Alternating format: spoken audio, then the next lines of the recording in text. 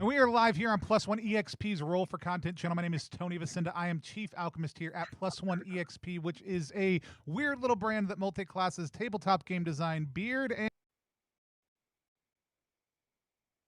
and desire is to help amazing designers. Just got muted, Tony. Not just for y'all. Yeah. Hold on. I didn't get muted to everyone else. I just got muted to y'all because Google Google is weird, but Streamlabs is not. So Streamlabs keeps on rolling sometimes, while Google's like, "Hey, we can't hear you." So but yeah, we do that in a lot of different ways. But did I say all the things? Probably not. Our hope here is to help amazing designers find great players who love their games, and amazing players find great designers whose games they can love.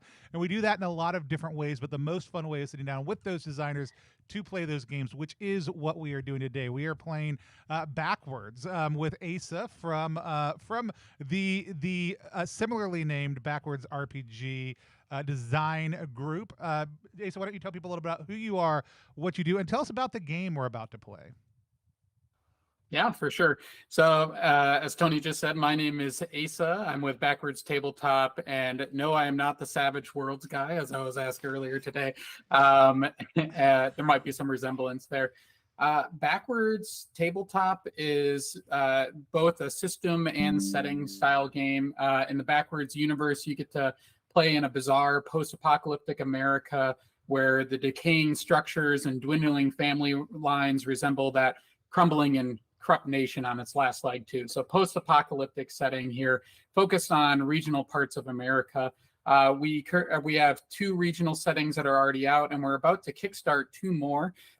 So if you get a chance, we'll put a link in the chat later on to follow our. If you go to ttrpg.link/backwardsks, it'll take you right to that Kickstarter page, so you can go check it out. You can, if you could become the 324th or 325th person to be excited about this game, or the 400th if you're watching this later. Yeah. Who knows? Yeah, we'll be hitting 400 pretty quick here in a couple of weeks. That's our goal, at least. So, yeah, give us a follow. Like I said, one of the unique things about it is we have, like I said, we have 2 regional settings already. We have one set in the deep South, primarily Louisiana, New Orleans, and then we have another one set sort of in Middle America, primarily in St. Louis. And we're trying to kickstart 2 new regions, one of which we're playing today in our game called Backwoods, which is set in New England. Has some unique characters or character archetypes and setting information in there as well. All of our books are standalone books, so if you're only interested in getting one from your region, that's totally fine. But when we say regional American Gothic horror, I want to emphasize that we're thinking about settings that are sort of inflected with their distinct geographies, cultures, and local color. So if you think about sort of writers like Stephen King writing about New England and some of the local color that you get, especially when he writes about Maine, or you think about Shirley Jackson in New England, that's some of the stuff that we're hoping to bring up here too. But this is also a really bizarre setting, and we're going to build out bizarre post-apocalyptic America once we get started. Yeah, well, I've been doing some work with Ace and the team as they've been getting ready for the Kickstarter, and it was like one of the first things. Like it was way down in there, and it's like, is there a church dedicated to Dolly Parton somewhere in the South? And I was like, that's such a great hook question. Move that up higher, because that's the stuff that I really love about this setting. I'm very excited to dive into it. It's even part of kind of how we're presenting our characters, so I am looking forward to it. So with that said, let's meet our other players, and then we'll dive into getting started.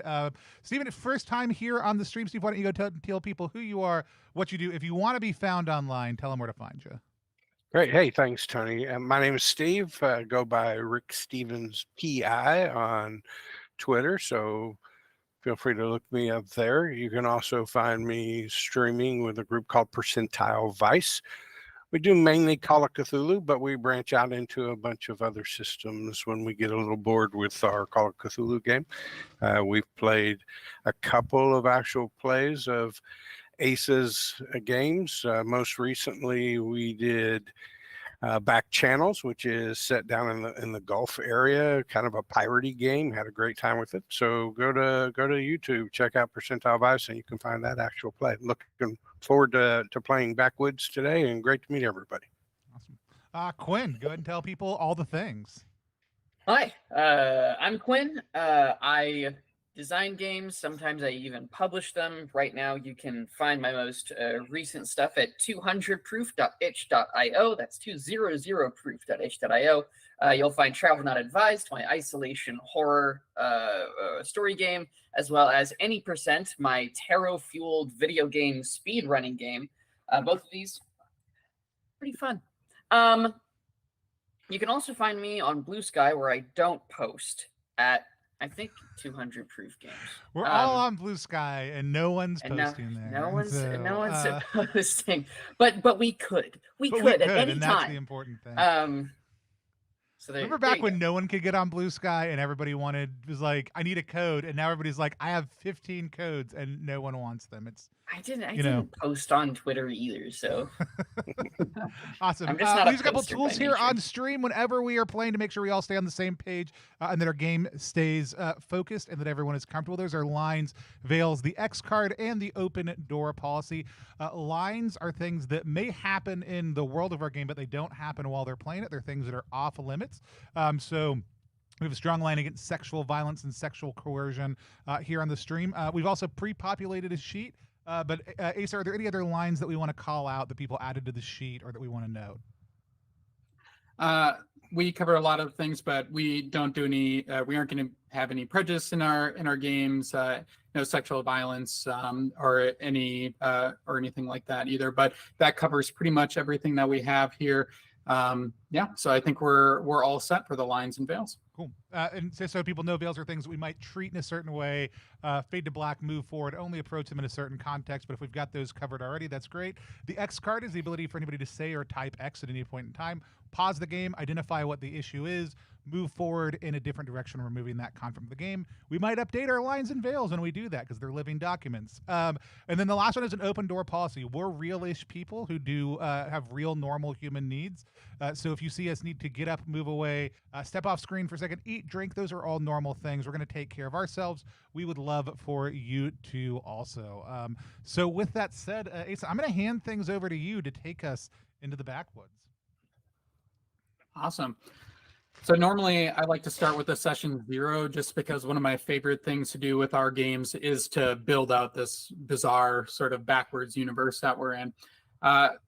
Although we didn't get to have much of our own session 0, I hope you don't mind. I'd like to get us started just by doing some of that. Yeah.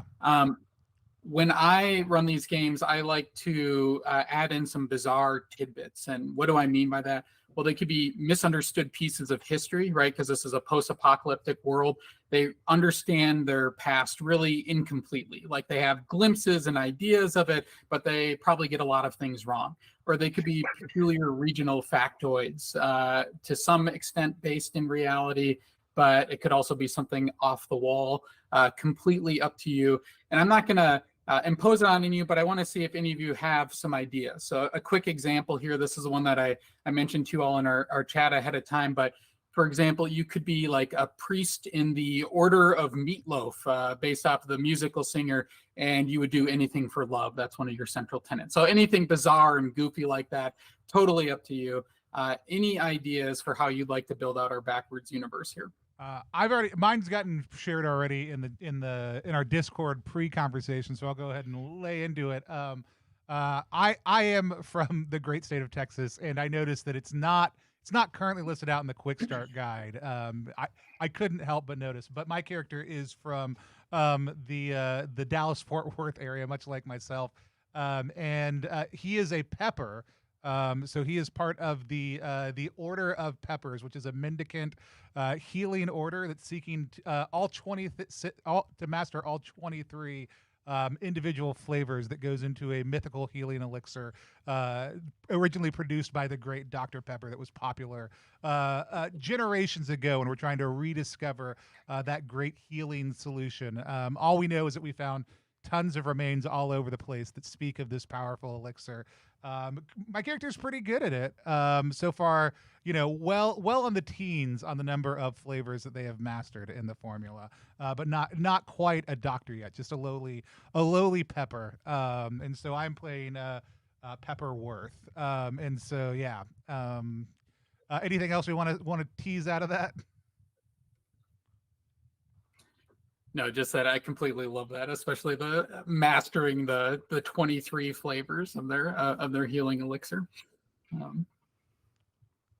What about you, Quinn or Steve? Anything you want to add to the universe? Anything bizarre? Anything to add to the universe?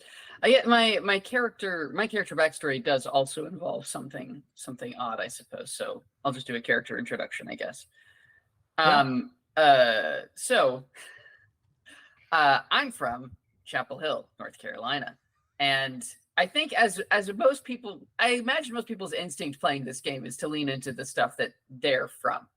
And so in Chapel Hill, there is actually a real life secret society, which these days, as I understand it, is basically a glorified frat where they wear robes.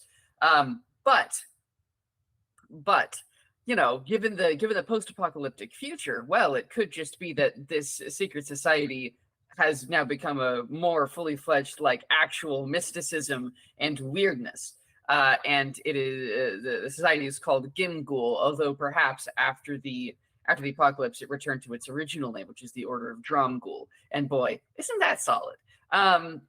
So I'm thinking my character, Damien Sutton, of course, being a family name based on Sutton's drugstore since 1923. Which happy birthday, Suttons. Man, that place rules.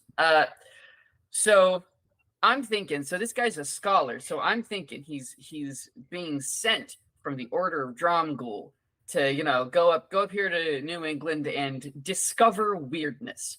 I believe is the Order of Dromghoul's main thing. They are just trying to discover weirdness, and I don't know exactly what for, but that's their deal, and that's my deal. I love it. What about you, Steve? You want to do a character introduction and see if you can? Has there been anything that you've added to the universe with your character if you're writing it out? Sure. So I'll be playing Baron Aberdone. Relatively well-off upbringing, but he's found himself very sympathetic to the causes of the workers, the laborers. So one bizarre thing that is happening now, particularly here in the old New England area, is there is an undercurrent of academics that are discussing the very nature of society and how things are working. They are not a secret society because most of this academic undercurrent believes that those secret societies and anything that draws lines between the people are just inherently bad. Two of the most noted professors that are part of this underground meet in a coffee house and discuss the ways of the world and politics are both named Mark. So this growing philosophy has kind of colloquially been termed Marxisms. So there is this undercurrent of breaking away from that actually, as we build this new country, we're falling into the same old traps and problems that the previous one did. So it's pretty hush, pretty under the radar right now, but it's a growing movement. I love that so much. It actually fits really well. So this adventure that I've written, no spoilers here, it's based off of a Stephen King short story. And in the Stephen King short stories, one of the ways that the main character tricks one of the sort of bad characters is by telling him that this company that the bad guy owns would have to spend a lot of money and stuff like that. But there's a lot of like tension between the laborers and the company owners in the book and stuff like that. And I think some of that could come out here too, especially based off your background. So I love that. We got Marxism. We've got the Order of Dr. Pepper, and then we have the Order of, is it Dromgool? Is that what it is? Dromgool, yeah. Cool. I love it. So this is perfect. I mentioned to everyone that part of this adventure here is that they've been sent by a secret society or secret societies to investigate something. So quick brief for all of you who are joining us so that we can jump into the adventure. Our character's assignment is that, there's this company, Warwick Textiles, and it's this textile mill built in the fictional town of Hamlin, Connecticut. It sits on the Connecticut River where it produces cotton goods. And about 40 years ago, its eccentric owner, a businesswoman named Hattie Warwick, disappeared. She was known for her obsessive collection of old world artifacts, especially weapons. And the day that she disappeared, so did all of her weapons too, her artifacts. She was never found, and various parties have since been interested in uncovering what's happened to her and her collection. And it's rumored that she may have hidden the artifacts inside the mill somewhere. Victor Warwick, her grandson, has recently reopened that mill after its on-off closure and following Hattie's disappearance. And that mill has fallen in disrepair and is in awful condition. So he's hired some local roustabouts to clean out the mill while it's closed for a holiday, for Founders Day, the 4th of July. This has piqued the interest of these secret societies who have banded together to send out their members and freelancers to investigate the mill in disguise as these roustabouts. So we're going to get started around there. But one thing that I am going to note is that, Quinn, your character is a scholar. You're going to start with a book that's actually going to have a collection of research that the Order of Dromgool sent you with that has information in there about Hattie Warwick. Basically, anytime you need to find out information about her or her company, you can make a research roll in order to discover some of that information by looking through the book. Great. I've titled it The Warwick Dossier. Awesome. Perfect. So you all are going to start at the mill, where you're going to be meeting your foreman, who is Victor Warwick here. You're going to begin at the dye house. And the dye house is a small separate building just outside the Warwick textile mill. And the mill itself is this wooden building with a brick foundation resting right up against the river, the Connecticut riverside. So when you get a little bit closer to this building, you can see that there's already a group of people gathered there, and it's pretty clear early on who Victor Warwick is. He's in his early 30s, tall, skinny, white guy with a pretty weaselly appearance to him. And it's obvious who he is because he's a little too well dressed for this type of work, for cleaning out the mill. And it's pretty apparent that he's probably only there to supervise. And then there are a couple other people there who are just some other crew members whom you might meet. Victor is looking at a watch on his hand, and he's getting ready to get started when the three of you walk up and join the meeting. Victor says to you, "Are you here to help clean out the mill?" If that's what's needed. Of course, that's what's media. I'm assuming that you're responding to the advertisement that I put in the paper. Absolutely. Clean mill, make safe working conditions. We need to make sure that the eventual workers in here are well taken care of. Cleaning it will be the first step. Yeah, safe working conditions. That sounds great. Yeah, it'd just really be nice to clean out this junk so we can start storing some more of our textiles in here. But if that's what you're here for, I really appreciate it. Hi, everybody. My name is Victor. I'm the owner of this company, but also your foreman for today. And if you're joining me, that probably means that you're here to clean out the mill's basement. You see, in this basement, it's filled with bags of fiber, old machine parts, random garbage from over the last 40 years or so. I'd like to clean it out so that we can start using it and reopen this mill for good. Does that sound okay to you? Yes. Good day's work for a good day's pay. All right. Any of you have any experience in cotton mills of any kind?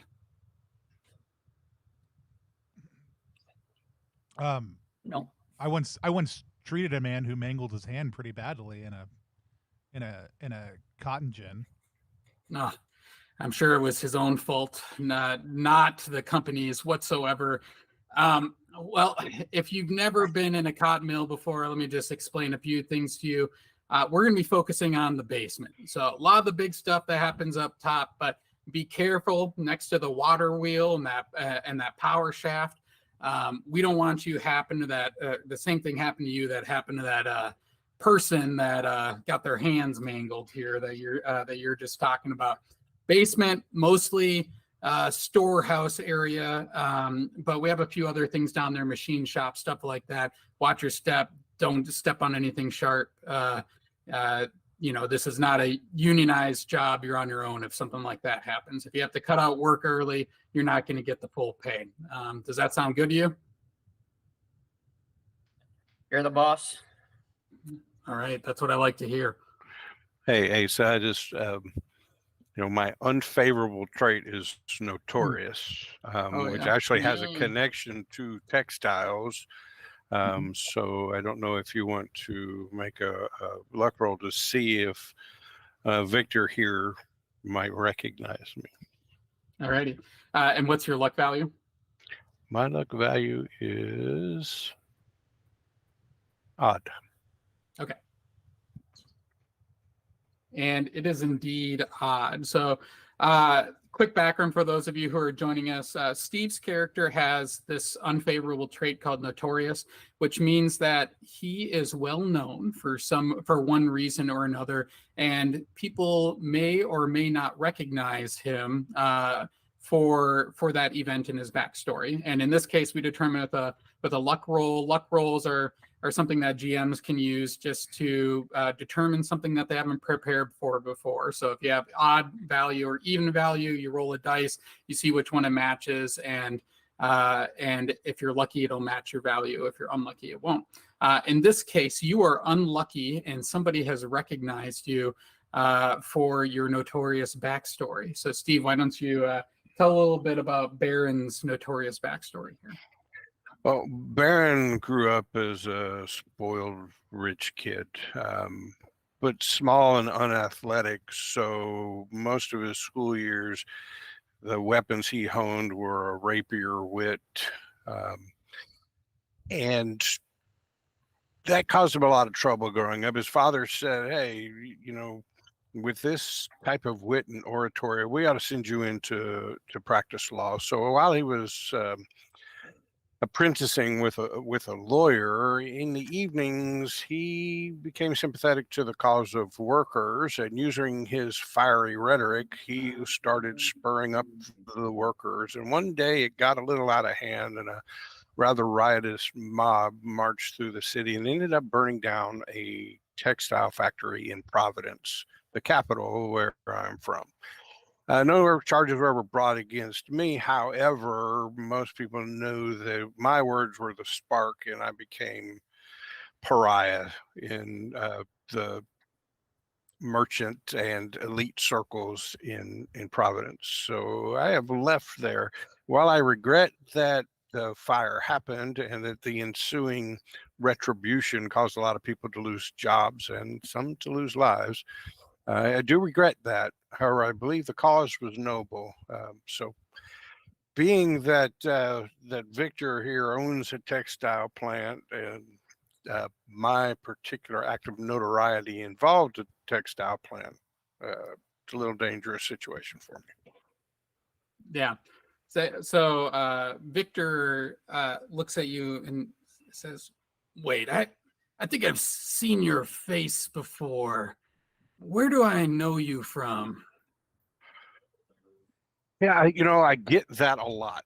I've been traveling through the countryside here, and I keep getting that. And I've finally just had to ask a bunch of questions. Apparently, there's some person up in Providence that was trying to get workers to unite, and things got out of hand, and something burnt down. And apparently, I got one of those faces. So, yeah,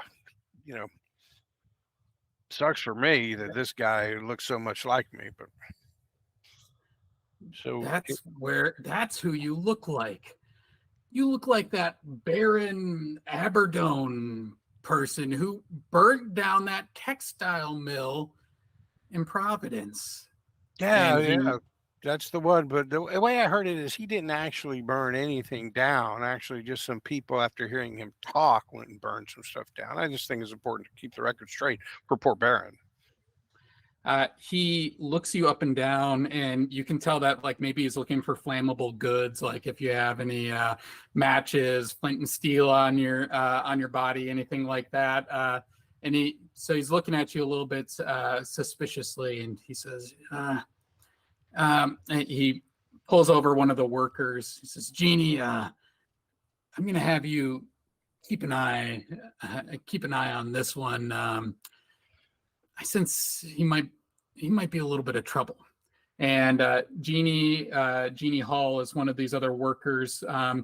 There seems to have some familiarity with Victor, but she goes over and she stands by Baron, and you can tell that she's sort of a laborer by trade. And Victor continues sort of giving you all a quick sort of overview here. So what I'm hoping for is that you all can work in pairs, and we'll give each of you a wheelbarrow, and you can just fill the wheelbarrow with any junk that you find, haul it over the air shaft, and we'll lift it out by chain at the end of the week. But I'm just gonna have you all start with the basement here. So let's divide you up in pairs. And he looks over at you, Tony and Quinn. He says, what are your names? Damien? You can call me Pepperworth. Damien Pepperworth. That's a peculiar name. It's not Pepperworth. It's Pepperworth. Pepperworth. Gotcha. Worth is your last name. Pepper is your first name? No. Well, that's much more normal, wouldn't you agree? No, I mean Pepper is a title. It's fine. You can call me Pepperworth. It's fine. You are one of those weirdos connected with that weird doctor cult, are you? I mean, if you consider a Mendicant Order of Healers to be a cult, Yep. that's fine. If you've never felt the effervescence within your soul from the distinct combination of flavors that is the pepper, if you haven't been in line to that, there's nothing I can do for you. But yes, I am a member of the order. Oh, we got some weird ones here today, Jeannie? And Jeannie's just sort of glaring at him, doesn't really seem to care. All right, well, Damien, I'm going to put you and Mr. Worth over here together. You two are going to be a pair. Jeannie, you and what's your name? Bill. You can call me Bill. Oh, Bill. Okay. You and Bill will be another pair. And then he pairs up two of these other workers who have showed up as well. whose names, as I create off the top of my head, are Bob and Alex. He pairs you all up and he says, so I'm going to give each of you a wheelbarrow when we get inside. And again, fill it up with junk, bring it over to the air shaft. One more thing though. If you see any rats, kill them. All right. They're a nuisance. They seem to be getting braver, a little bit bigger too. I don't want them in the mill. I mean, they aren't technically a problem until they start getting in the finished textiles. But if you see any of their nests or anything, root them out for me. I mean, have you considered just protecting against them rather than simply trying to eliminate them one by one? What do you even mean? Well, I mean, obviously you're not fully aware of this, but there are certain flavors in the world that certain animals find abhorrent, and when in high enough quantities exposed to these flavors, they can drive away wild beasts. You aren't one of those people who's like spritz around some cinnamon and keep the spiders away, are you? Well, I mean, cinnamon doesn't work on spiders, so don't say ridiculous things. Hold on, I've got a book, American Monstrosities. Can I make a roll here? Yeah, it's a nature. I don't know what am I? Okay, this is. Oh Lord, what am I rolling? Tell us. How about this, Asa? Tell us how a roll works in the system. Yeah. So when you're making any type of skill roll, so in this case, Quinn is making a lore nature roll to see, or no, sorry, you're making a research roll because you're reading in a book. Sorry. Okay. Quinn is making a research roll, so Quinn is going to add your proficiency bonuses and then any aptitude that's associated with them. In this case, it'd be logic. Logic. Okay, great. 10. Okay. And what are you trying to find out with your research roll, just to see what sort of things might scare away rat monstrosities? Yeah, rat monstrosities, because Damien sees weirdness everywhere. So he's hearing that the rats, and so Damien's like, okay, well they got rat kings up here. Well, maybe if they got rat kings, well, and then so he's looking around for rat kings. I love it. You think that as you are looking through this book, you find this little section in there, and it says something about vermin. It doesn't say specifically rat monstrosities, but it says that they might dislike figs. You are not super confident in that answer. That seems to sort of be this peculiar natural remedy, essence of fig.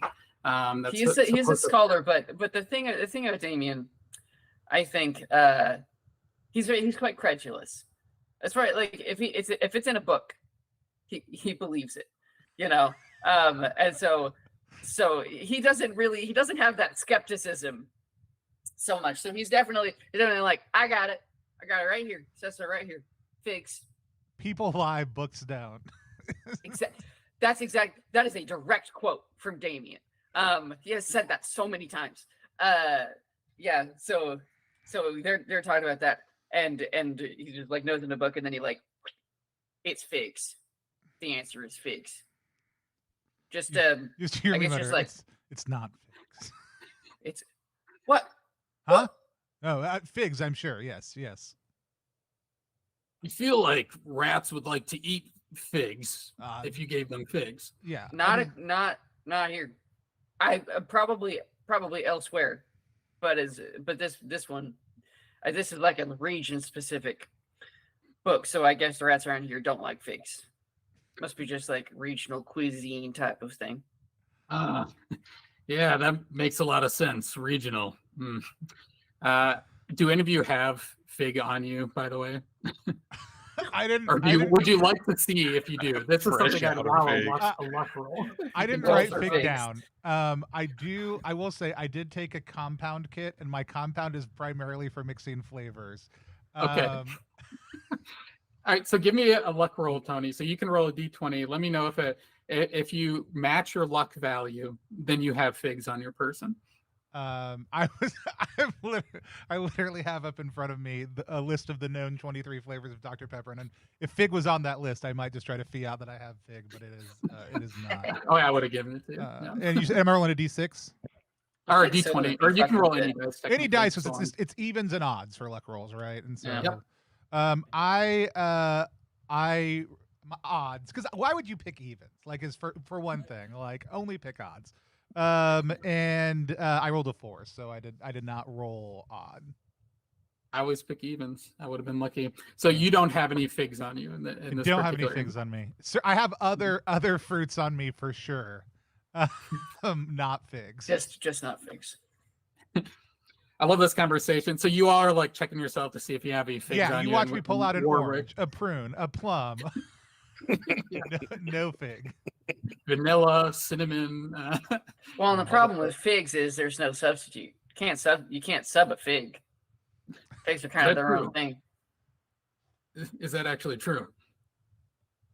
Well, to my knowledge, you ever had some that was kind of like a fig but not a fig? I can't think of anything. Yeah, I guess I don't really have fig all that often. So. Never heard somebody say, "Try this. It tastes like figs." Yeah, It's a different I've never heard anyone. texture. It's a unique flavor. I just don't really see how you could get around. I this do love that I googled substitutes for figs, and the first two things that came up were like dried figs and fig jam. That's what. So there is a substitute for figs. It's more. I actually, figs. as an individual, if I was going to try to substitute something for figs, it would be prunes. That would probably be the closest I would, as a player, assume you would get to which I do have a prune on my. Okay, so you have a prune on you. This could come in handy later. I like it. This is such important deep lore in this setting. Yeah. So. Yeah, you pull out the prune and Damien's like, I don't know. Oh no, I'm just letting you know I've got one. I'm not offering. No. So Warwick looks you all up and down, and he's like, "Well, I was hoping we could get this cleaned out in a week, but I'm starting to think it's going to take a little bit longer." He sort of rubbed his head. I mean, it's definitely going to take longer. I'll see if I can get some, he says, rolling his eyes, and he turns around and he starts walking towards the entrance of the mill. And there's this large ramp that sort of declines into the basement level of the mill. And as he's walking down there, he sort of opens up the door. Immediately to the right is sort of this small little office area. And he takes you in there and he starts handing out some things to each of your pairs. So 2 pairs of work gloves each. Y'all can you don't have to write these down. You can just assume you have them. He gives each of you a toolbox. He says there's some machine parts and stuff like that. Any of you are good at tinkering, come in handy, pull those apart. And then he hands each of you an electric torch. Or he says, do any of you need a torch, an electric torch, a flashlight? I'll take one of those. All right. Hands you one. If any of you want, I've got an Arkwright. Yeah, same here. Oh, all right. So, and then he hands you all, or wheels you all a wheelbarrow too. And he leans back in his chair and he puts his feet up on his desk, takes off his hat, and he says, "Do you have any questions?" No? He puts his hat over his face. You see any rats? You see any rats running around with their tails tied together? See anything like that? With their tails tied together? Tied together. I've seen them with 2 tails. I've seen them with 3 eyes. Never seen them with their tails tied together yet. All right. Let's hope it stays that way. All right, he says, and he puts his hat over his head and begins to take a nap. Jeannie Hall, who is paired up with Bill or Baron over here, leads you all out into the basement, and it is pitch black down there. It's actually evening at this point in time, and Victor had sort of picked the evening because it is just oppressively hot outside, sort of middle of summer. Pick the evening so it's a little bit cooler for you. But even now, down in the basement, it's super stuffy, weirdly humid and just pitch black down there. Jeannie flips this large lever, and the lights, you can hear this humming as they start to flicker slowly on and spread out over this very, very large basement. There are a couple of different areas of the basement here that you all can check out and begin to clean out. You can sort of see that there's this an old steam engine on one side with what might be like a coal ramp where they stored coal at some point in time. There's this area with all these tools and things that appears to be a machine shop. And then in the far back, there's a set of doors that seem to head over to another room as well. So I'm going to leave it all up to you. How would you like to begin your investigation and or cleaning out the basement? How easy is it to navigate these wheelbarrows around this space? So Tony, I'm gonna have you do it again just to mess around with it. Make a luck roll again. 1. Okay, and your odds, right? Yeah, I'm on. All right. When Victor is handing out the wheelbarrows, like one of them had like just a flat wheel on it, and you picked the one that didn't have a flat wheel on it. So you guys are good. It's a little squeaky as you wheel it around, but it's pretty easy to maneuver. Okay. I'm headed straight towards that. I don't even stop to consult. I'm headed straight towards those double doors. All right. And Damien, are you going with them? Yeah, I like he says something, I'm just like, oh, okay. And then what is Bill / Baron doing with Jeannie? So I'm gonna turn to Jeannie and say, you're a worker here. You probably have the most knowledge of everything and what needs to be done. Where do you suggest we start? Jeannie sort of nods her head and says, well, do you want to put in a hard day's work, or are you looking to get through it without sweating too much? So Baron Bill will look down his decidedly uncalloused hands and say, maybe we could just get through. All right. She says, well, then I suggest that we start over by the old steam engine over there. A little bit less that we can do in the amount of time that we're given, if you know what I mean. That's perfect. And I'm going to start wheeling our wheelbarrow that way. By process of elimination, have I got the wheelbarrow with the flat wheel? Yeah, you have the wheelbarrow with a flat wheel. That is absolutely correct. Perfect. And as you wheel, it just thumps, and it's really, you're sort of going side to side, trying to get it to move. It's not even that heavy of a wheelbarrow. It's just like something is wrong with this wheelbarrow. Miss Hall, may I call you Jeannie? Yeah. This really, I'm surprised you can get any work done. It's really abhorrent conditions that you're working in. I noticed that there's power and electricity down here, but the heat and humidity is oppressive. Certainly, you and the other workers could demand that Victor install a fan or something. And look, how are we supposed to get any work done with this suboptimal equipment? There's something wrong with the wheel of this wheelbarrow. How shall we work at all? If you think that Victor is going to spend money on anything, then you've got it.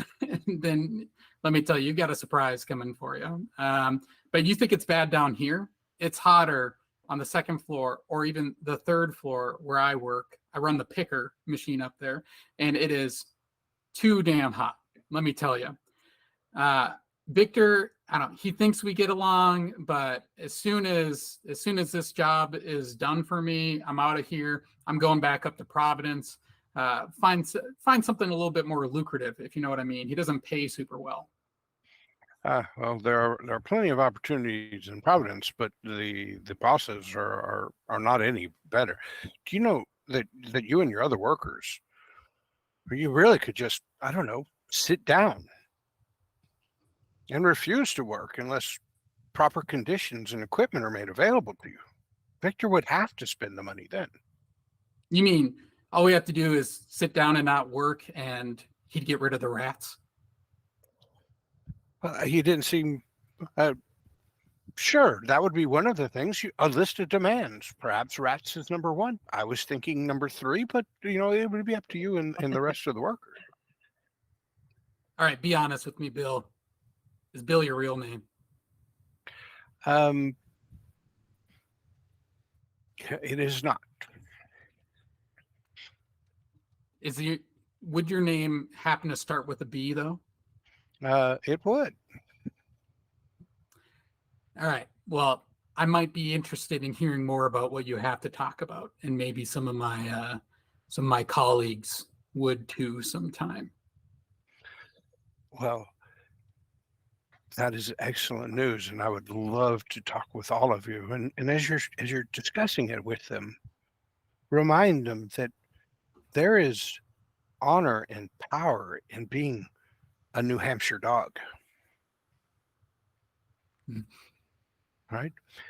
When everything else is laid to waste in that small town in New Hampshire, the dogs survived, and only the dogs.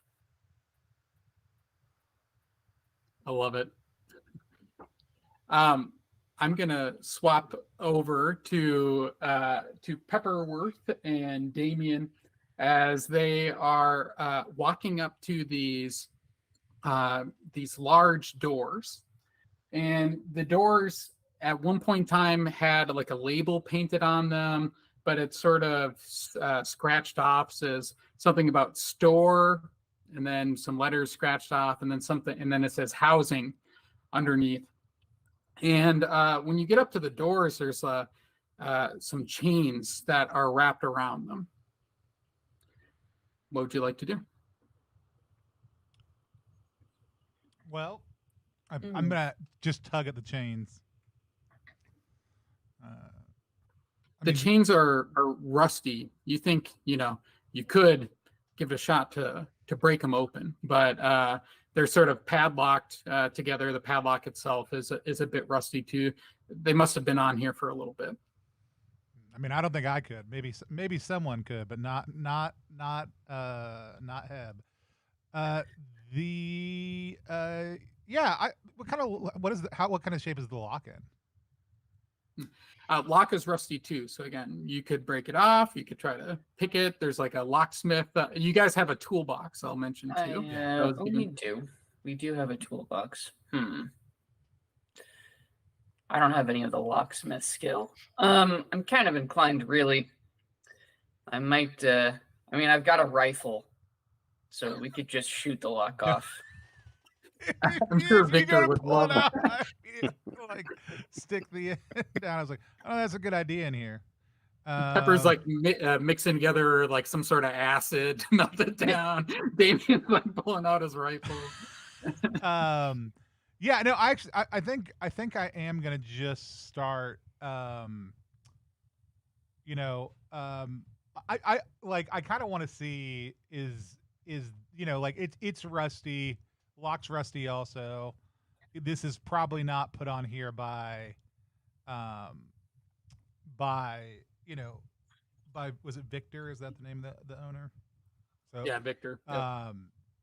It looks older than that. So I am just gonna kind of take out is it a key lock or a padlock? Like what's the locking mechanism?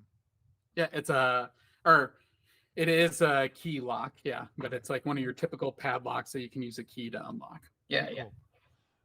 Yeah. I'll take out a screwdriver and a big old mallet. What is it? Damien Quinn? Is that the character's name? Yeah. How big of a person is Damien? Like I am smallish. Like I am average size but smallish. What size Damien is a pretty average sized dude. He is strong. He's actually kind of strong. He's one of those people that's like just kind of like genetically a little built. That's great. I'm gonna place a screwdriver in the key pad, and I'm gonna have you take a hammer and try to hit it, and not. Oh, sure, that'll work. Yeah. Athletics check here. You can use a skill. Like normally you might use something like stunt if you have a stunt in there, but if you have another skill that you want to use that you could justify with it, you're more than welcome to. I don't think so, no. So you can still use stunt or any other skill that you don't have, you just have -1 to it. That's it. Okay, so there's no straight rolling. You always apply a skill. Or pretty much, yeah, pretty much. Yep. Okay, all right, then I'll be rolling stunt with a -1. That'll be stunt game. 11. 11. So you hit it, and you can see some rust flake off. And man, that screwdriver is really jammed in there, but it doesn't break open. We got the screwdriver jammed in. That's step number one. Great. of my 20-step plan to get past these chains. Yeah. I don't think I would have expected that to be a 23-step plan. You know what? I haven't learned the last 3 flavors yet for sure. I'm not doctor level. I'm in the teens. Oh, right. I can't use the sacred numbers for my plans yet. No, I think now that it's we've got a sense of it. I'm gonna try to work the screwdriver out. Now that we've widened that keyhole a little bit. And yeah, I think I am gonna try to work on something that I think will maybe over time loosen up this lock and these chains. And so. How does, if I want to make a crafting roll, how does I have a compound kit? Yep. What types of things can I do, or how does that work? Walk us through it. You can get super creative with it. Usually, a compound kit is for making things like, say, a poison or stuff to help heal people and all that in the game. But I use it for that also. But you're more than welcome to use it to create like some sort of lubricant, for example, or something that is like a rust remover, or even just something that might break down the lock here too. Cool, so you just make a D20 and then add your proficiency and the relevant attribute, which would be aptitude here. Yeah, we're gonna model this one off of the lemon flavor formulary of the 23 flavors, and. Let's see. All right, so I've got, and what, its aptitude is craft? Or it would be aptitude. Is it? Okay. I didn't know if it varied based on the type of crafting or anything else like that. So, all right. I rolled a 12 plus 2 plus 1, so that's going to be 15. All right. You think you did a pretty good job at it. You're a pretty experienced pepper after all. But even just as you put the lock in the mixture, you can hear it give a satisfying citrusy sizzle as you put it in there. Excellent. It's going to need a soak for a little bit. I guess we can probably just pick around here for a minute. All righty. Yes, that's yeah. Go ahead, Damien. Oh, I was just thinking. What else? So what else is? So these are the double doors, right? That we're trying to get through. We're still in that first room. Yep, that's correct. I suppose I can. I'll just do a quick look through my old world technology book just to get a sense of things, get a sense of what to expect. That's a 13. Alrighty. So that is 14 actually. That is a success, and you figure out a couple of things looking at this old world technology book.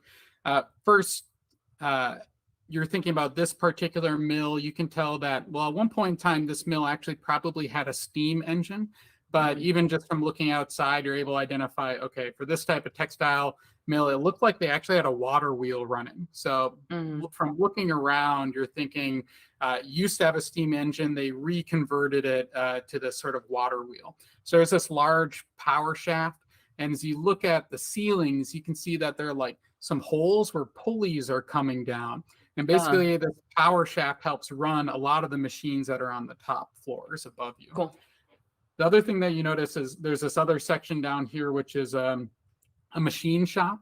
And they have a whole bunch of sort of tools and paraphernalia over there. In that machine shop, you might, or that's where they would like make parts for repairs or to fix things and that sort of stuff as well. That's the other area. There might also be things that you could use to break into this big area if you want to from over there.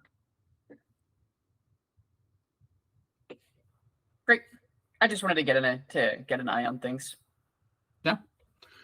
So I'm gonna jump back over to Baron and Jeannie. Baron and Jeannie head on over to the old steam engine. The old steam engine is next to this ancient coal ramp, which seems to have been filled with refuse over the years. And there's also this functioning water wheel over there, like we just described a second ago, and some pulleys ascending into the floors above it. What's left of the old steam engine has been removed from the power shaft and now sits in large chunks and piles around the water wheel. What would you like to do here? So first I'd like to ask Jeannie, you said this was the light work area, because this looks pretty demanding, especially with this defective wheelbarrow. Jeannie sits down on an old piece of machinery and says, how much of this do you expect that we can actually clean up in a night? If we get a couple of pieces over, I think Victor will be just fine. So I would like to, I think the skill is assess. Earlier Jeannie had indicated some sympathies towards my particular way of thinking and maybe a distaste for Victor. So can I try to see how much I trust that she is being forthright? Yeah.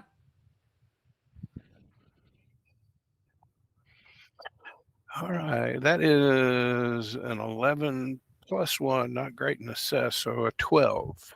Mm-hmm.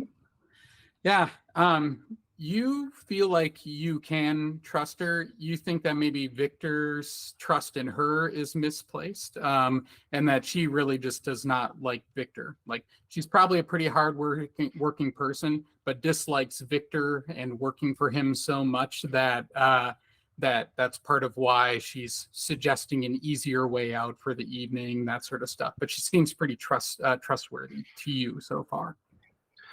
So Jeannie, I like your plan. We can just move a few items over so we can show some work is done by the end of the night.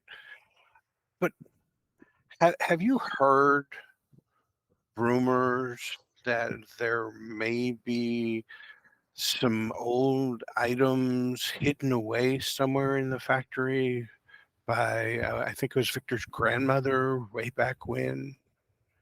Have you heard those rumors? Oh, every once in a while we have a worker who comes here and they try to get on the night shift and sneak in and look around, and yeah, I've heard all that stuff before, but nobody's ever found anything. That's why they had to clean up that the old warehouse warehouse and storage area. I know people kept trying to break in there, look around, see if they could find anything, but that's also where that's where Victor wants to keep the textiles and stuff too. So he's trying to keep people out of there. I see. So, if there was truth to those rumors, if the workers were to find those things, you would be in an excellent bargaining position to get better conditions here in the factory. Now, having seen people come and try to do this, you probably have a good idea of what areas haven't been checked that might be good places to hide things like that. And since we only really need to move a few items, we could just put that off for a little while till we're closer to the end of the shift. Why don't we look around? for the good of the workers, and see if we can find these things. Yeah. I mean, I'm open to it. If it's anywhere, it's down here. I just think if it's been like, I don't know, several decades since Hattie disappeared. I just think if it's around, somebody would have found it by now, Right. But where haven't people checked? You've been around. You've seen these folks come in on the night shift and sneak around. So, I mean, you see all this junk. He says, pointing around to literally all the junk. Like there's a coal ramp, and literally people just been throwing garbage in there, and there's these old machine parts and metal casings and stuff. And she says, I think the only thing people haven't checked is the garbage itself. That's what I think. This place, I think people have scoped it out well enough, especially after she died. It's worth some money. I just don't think it's here. I'll be honest with you. All right. Well, maybe it is in the garbage. You see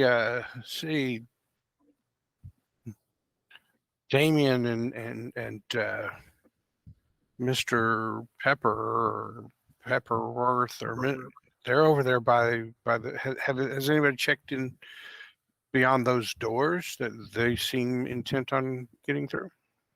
Yeah, that's the storage and warehousing area. That's the place that everybody always looks, and that's why we had to chain it off.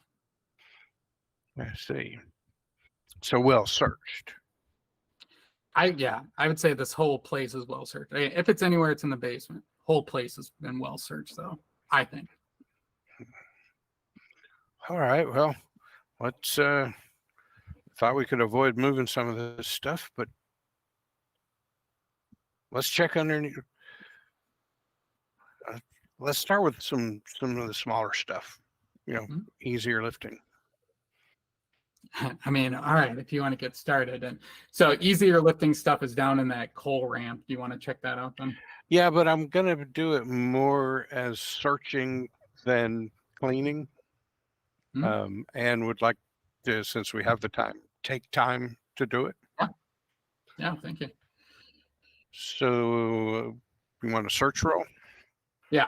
And double my proficiency, which is 0. Okay.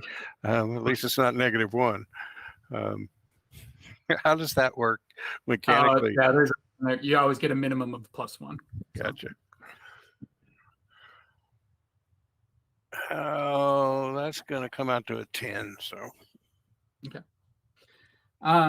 So you sort of walk over the edge of the coal ramp here to search it, and this is a wide cement, decline, sort of sandwiched between the air shaft where you're going to be dropping out a lot of stuff, and then that old steam engine. And the amount of black and gray dust on this, like caking this ramp, makes it clear that they used to store coal here, hence why they call it a coal ramp. But it has become a refuse pile since then.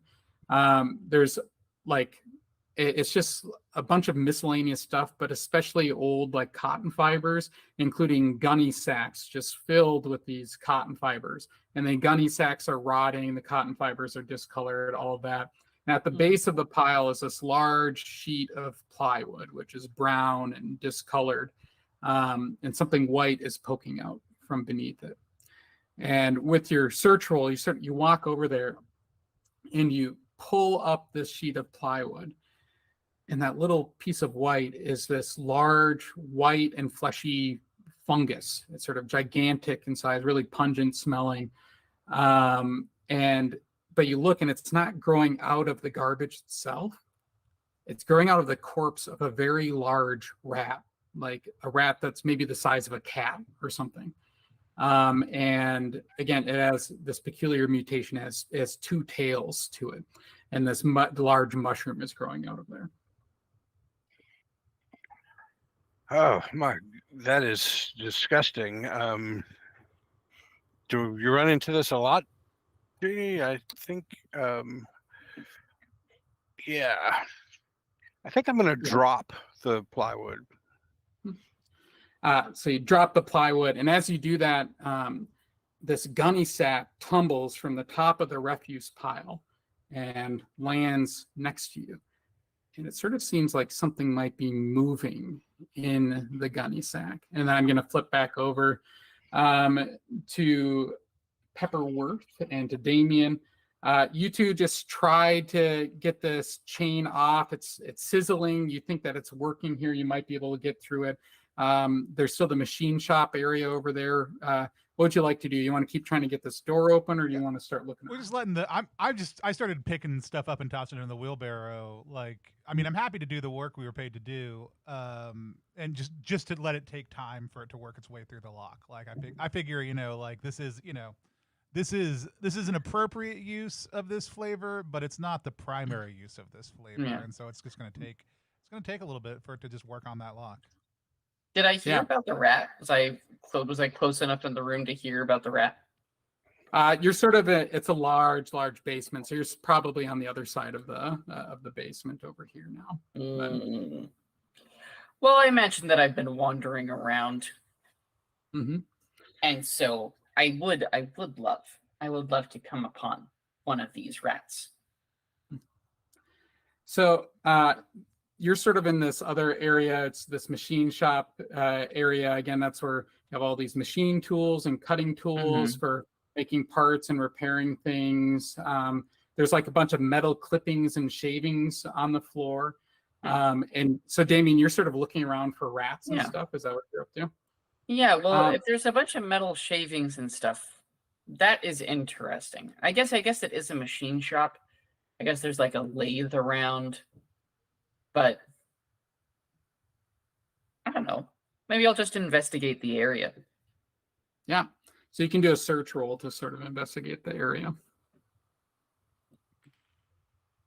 11. Man, this die is not being nice to me today. And do you have any bonuses to your search roll normally? That's including it. Okay. I was going to say, because you can take time and you can double those. I mean, I can, sure, I'll take time. Yeah, I'll go for 12. Yeah. We've got the time. So I like how you're like, you're going to be searching through like you gave us a description of this adventure and we were all like, search doesn't sound like we don't need to put points in that. That's fine. We'll be fine. At least we all didn't like create these big combat characters. Yeah. Like that. Although you'd already be in the other room by now if you did. But yeah, you're sort of searching. You said with that bonus you get a 12, right? Is that right? Yeah.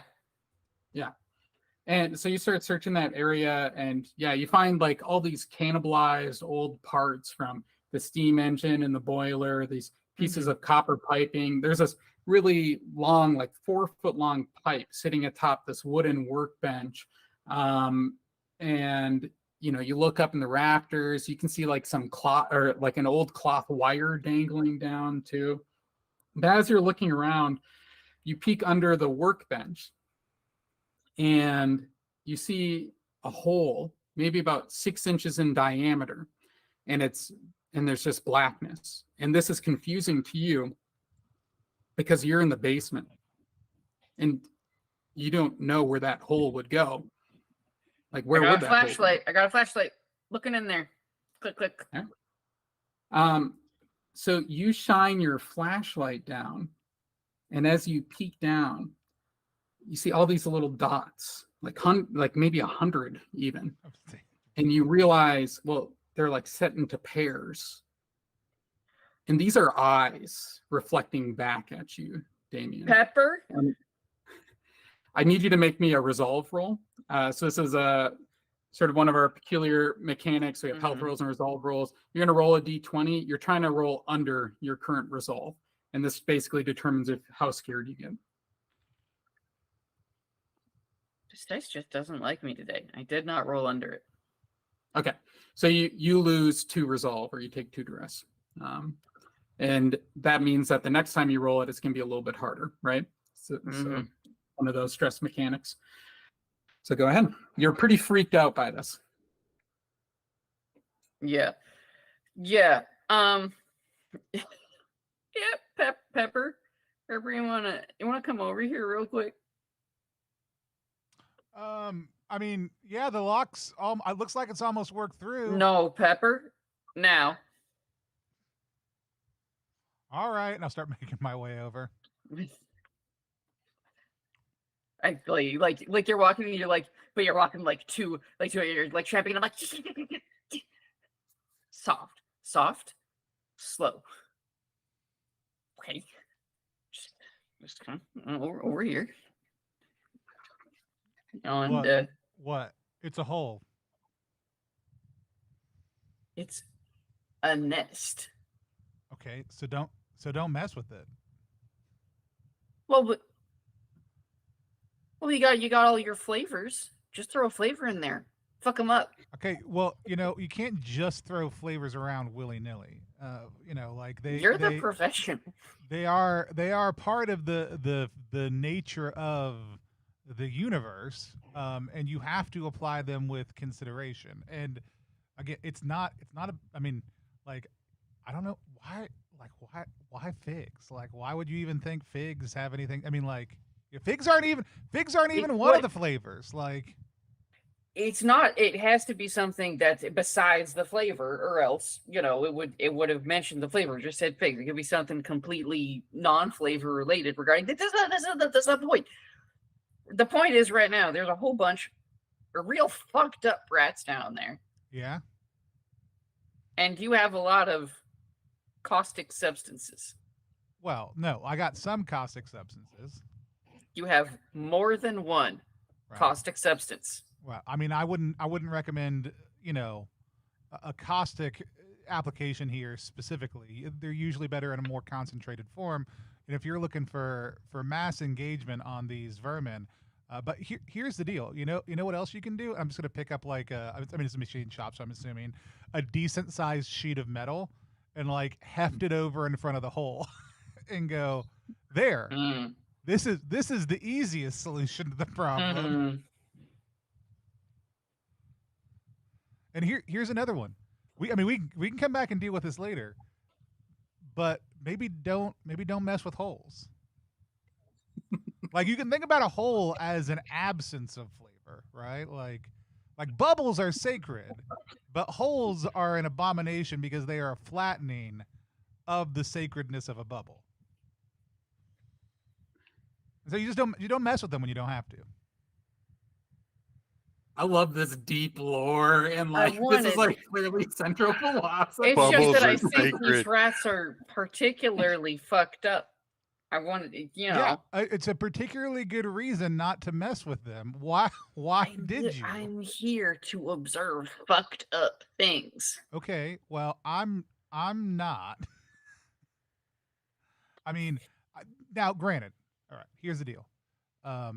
What's the deal? If we get one of these rats, am I going to cut it open and figure out what kind of flavors we can get out of it? Absolutely. But I'm not interested in seeking that out. I'm waiting for the moment to present itself.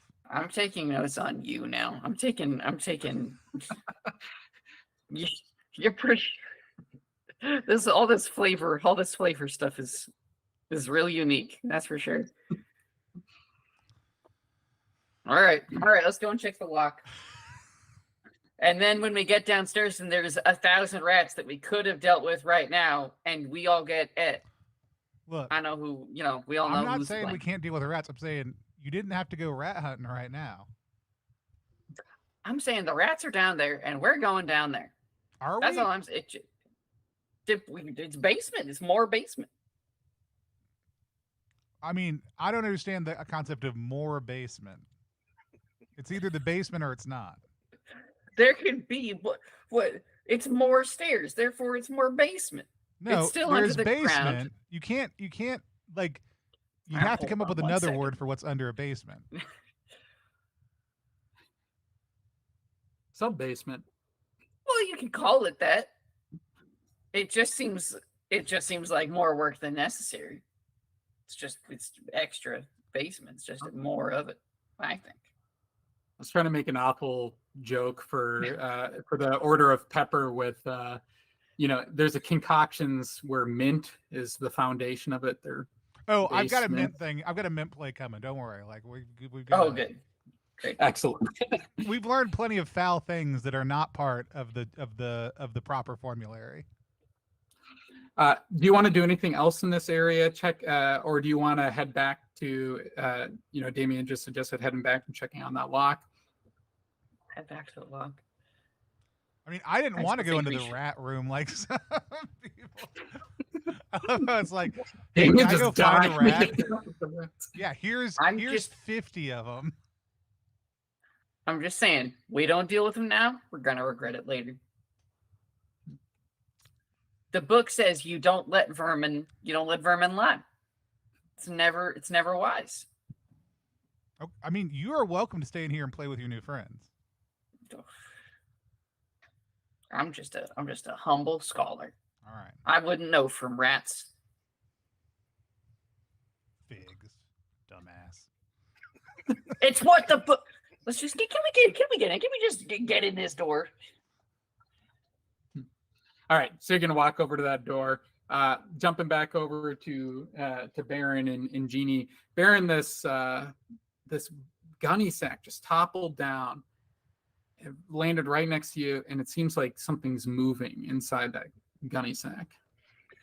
Yeah, I think Baron's first reaction would be to let out a squeal and jump back in a manner that puts him kind of behind Jeannie and yell out, "It's a rat!" Jeannie picks up sort of a 2x4 that's been in the refuse pile, and she picks it up and she just slams it down on top of the gunny sack here. And she makes a good connection with it, and whatever is in the gunny sack has stopped moving.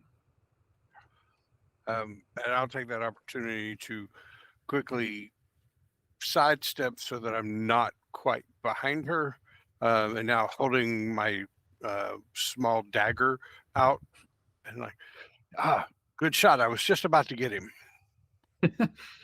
And she picks up the gunny sack and she shakes it, and all this rotted cotton fiber comes out, as well as, again, a large rat. And the last one that, the one that you just saw a second ago, that dead one, is about the size of a cat. This one is maybe the size of a puppy, like maybe, like a 4-month-old puppy or something like that. Big rat. And it has like all these boils on it, and it has like an extra eye. And Jeannie has seen all this stuff before, but you haven't. So go ahead and give me a resolve roll. See if it freaks you out here.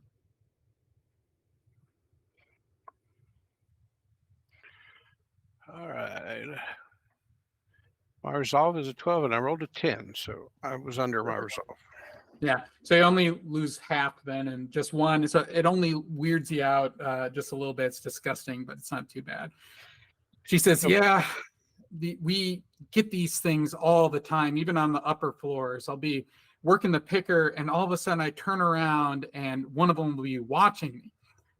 We just started, I've been saving, old cans and stuff from lunch, just throw them at them. They usually leave, but more recently they've been getting a little braver. Yeah, so just mechanically, one of my level 1 abilities for Speechmaker is Hardened Heart. I'd like to believe, backstory-wise, that maybe Baron saw some things during the textile factory burning that were of a gruesome nature, so you come a little inured to it. But that ability allows me to reduce any duress by 1. Since I received 1, that would be 0. Yeah, awesome. That's perfect. Yep. So you get so you lose no resolve there. So you aren't very freaked out by it at all. You've seen this stuff before. I mean, you might not like it, but it doesn't scare you by any means. So there's a lot of those around. Are you quite sure it's safe in here? Yeah, I mean, well, they bit a couple of the workers. Got marked right above the nipple. It's pretty awful. His nipple fell off like a week later. It's nasty. And she kicks the rat. And as she kicks it, there's actually something peculiar on the ground there, you notice. And it looks like a square that's been set in the concrete. Like it's just like a perfect square. I think I would like to take a closer look at that. Maybe kind of sheepishly using my boot to kind of scoot the dead rat carcass a little farther away before then kneeling down and taking a look at the square. And just looking at it without doing anything special, you can see like you dust off some of the dirt and maybe a little blood and ooze, and it whatever it is, it's made out of wood. You can see the grain of wood. Okay. Is it like flush with the floor? Yeah, it's flush, pretty much flush with the floor here. And size, I think you may have said it, but I missed it. Is like square, 6 inches? Yeah, I'd say square, and I might have said the size, but it'd probably be a bit bigger. We'll say like 8 inches across. So. Okay. Is there any like recessed handle on this thing? And is there a gap around it and the rest of the floor? And what is the rest of the floor? Is it also wood, or is it the rest of the floor is like is stone of some sort, basically, or cement, excuse me, cement of some sort. So whatever this is, it was set within the cement for some reason. Okay. Well, in the little what I assume to be at least some partial gap between the edges of the wood and the stone floor, I'm just gonna, with my hands, see if this can be pried up. It's really in there, and there isn't really really a gap at all, in fact, which is weird. Like, so when they set the cement, this was there, whatever it is, but it can't be pried or anything like that. Jeannie, have you seen this before or anything like it? I'm not vastly familiar with textile factories. What's the purpose of this? Yeah, those are sort of all over the basement down here. I don't really know what they are, though. I guess I've sort of wondered, but I've never really thought about it. Okay. I'm gonna try pushing on it. Is there any give? No give whatsoever. Extremely solid. Okay, and then the last thing I'd like to do is utilizing our toolbox.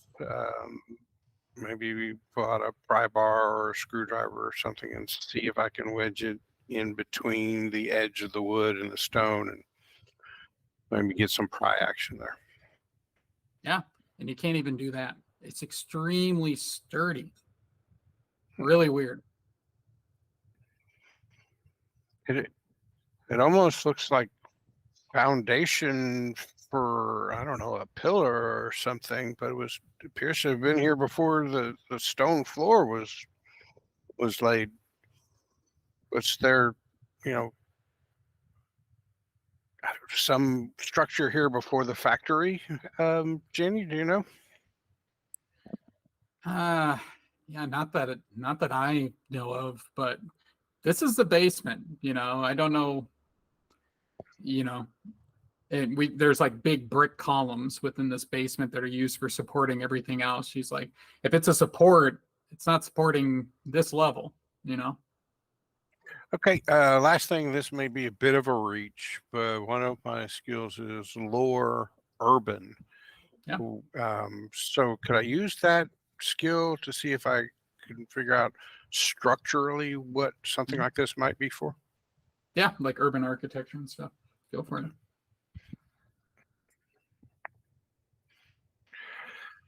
Okay,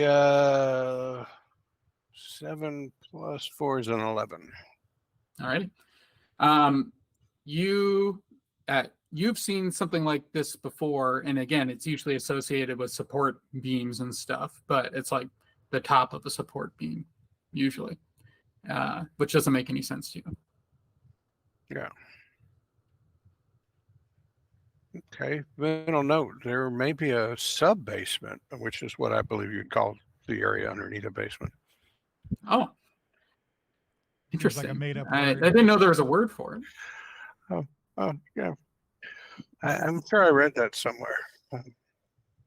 And at that point in time, Bill, you actually hear a clink come from, it sort of echoes throughout the basement.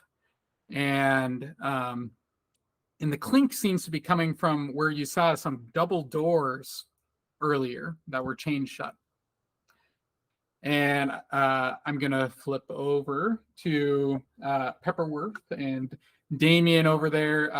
As the two of you are walking back to those double doors, suddenly the padlock, the bottom up part of it, just falls off and clinks to the ground, making this big, loud echo. And it seems like your solution has worked, Pepperworth. And I pick up what's left of the solution. I just drink a little bit of it. Does it sort of taste like 7-Up or Sierra Mist, though? Citrusy. Yeah, it's not. It's not quite. It's in the. It's certainly approaching the formula. That slightly metallic tang from the rust. Pull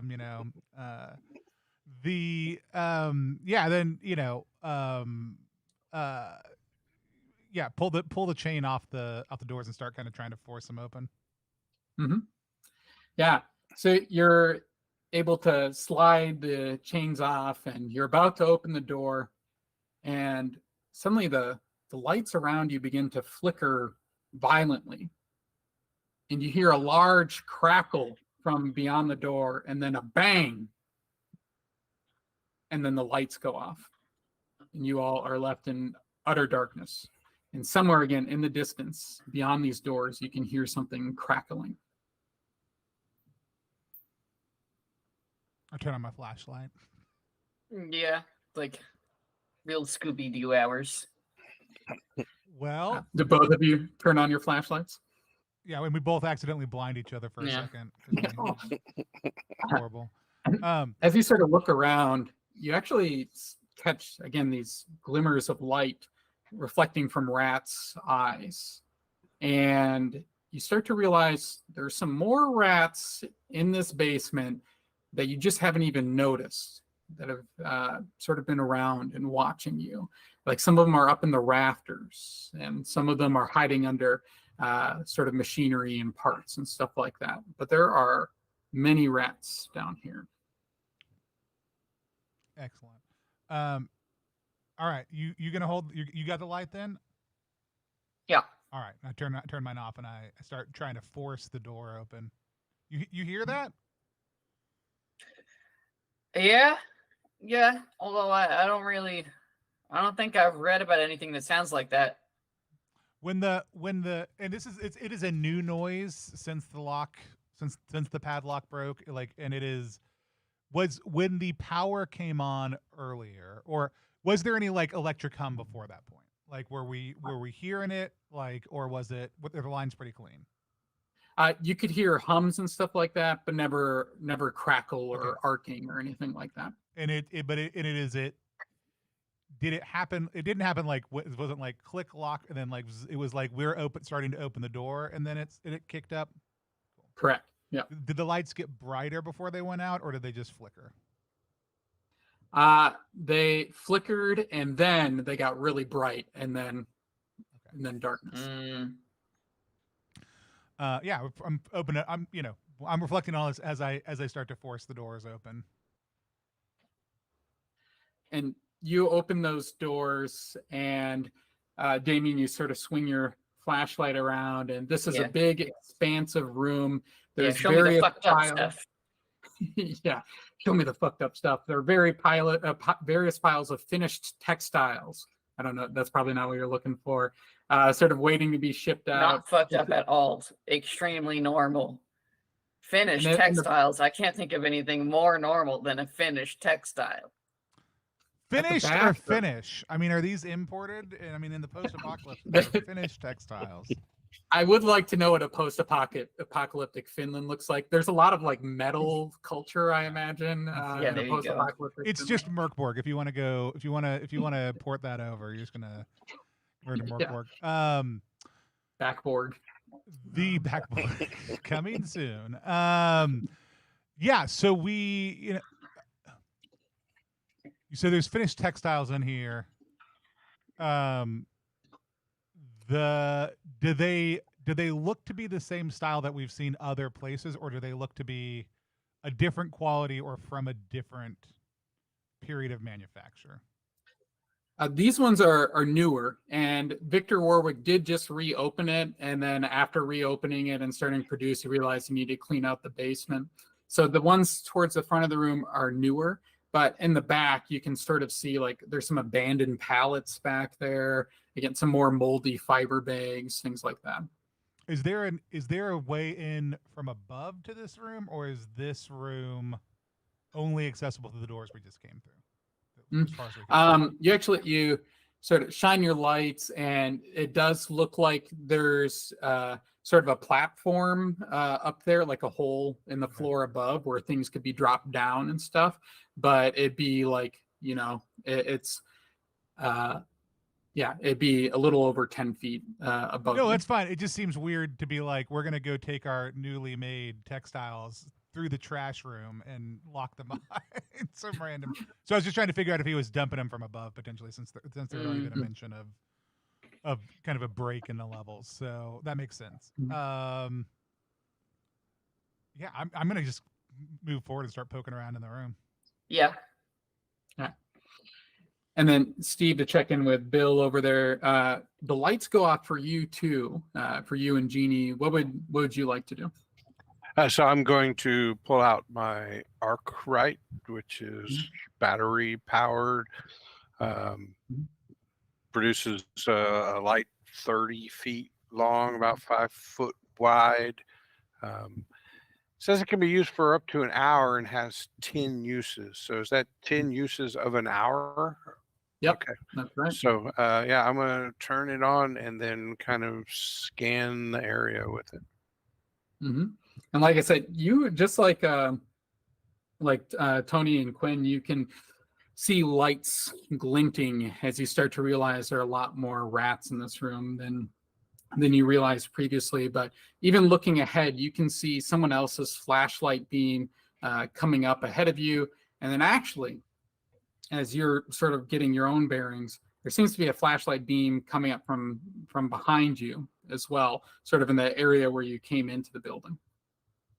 Okay, I am. My plan was to move towards Pepper and Quinn based on the sounds that were heard and then the lights going out.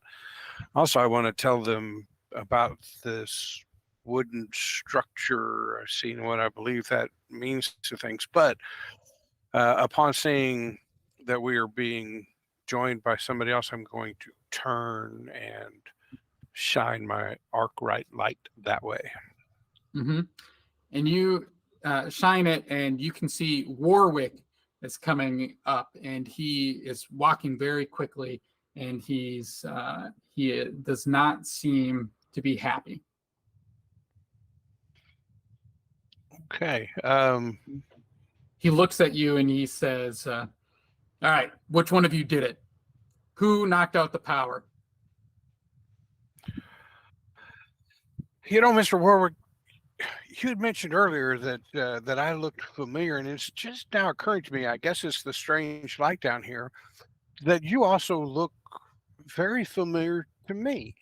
In fact, isn't it possible, do you have a cousin that lives in the Providence area that sometimes you visit? So I would like to use my other level 1 ability, which is 6 degrees of separation. Yeah. And so if I can roll on a D20 under or equal to my credit, I can find a connection with this character that then I can then leverage into better persuasion or deceit rolls against him. Yeah. So my credit is a 14, and I have rolled a 4, which is less than my credit. So I have been able to determine a connection that we could share. Yeah. Yes, my brother lives in the Providence area. No connection to that textile mill that burned down. Right, brother. But I believe you attended some galas while you were there. I'm certain we've run into each other. It's such a small world. And, oh, a man of your stature, it should have been immediately. You must have been a waiter at one of these galas. Actually, I was there with my father. Perhaps you've heard of him, Jonathan Aberdone. Oh, Jonathan Aberdone. But does that make you Bill Aberdone? Oh, realizing my mistake. I was thinking Bill Aberdone. Okay. Well, Bill Aberdone. I thought that Baron Aberdone, the notorious. I thought that. A distant and disgraced cousin. Yeah, it's funny how we have this connection. Yeah.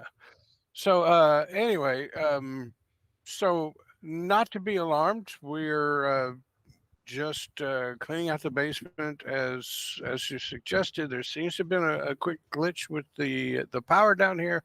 We'll work through it, but rest assured, everything will be cleared away. Nothing for you, a man of your stature, to be concerned with. We've got it well under control, don't we, Jeannie? Well, so go ahead and make a persuade roll here. All right, that is 16 on the dice, but plus 5 makes it a 21. All right. So do you want him to go away? Is that your main goal, or just to calm him down? My instincts say go away, but there may be some value in calming him down and seeing if there's any info to be gotten from him. So I think I want to start with calm down and then maybe parlay that into sending him away. Okay. So start with calming down. Okay. Yeah. He calms down, and like visibly you can tell, and he's like, okay, something else must have happened. Those rats have been chewing on the wires around here. So maybe let's see if we can find the source. I don't want to call it off for the night, but it's a little hard to work when it's this dark down here. And he sees some of the lights sweeping up in the storage and warehousing area, and he looks confused for a second. He says, I think we should go check on Damien and Pepper Worth up there. I thought I locked up the storage and warehouse area.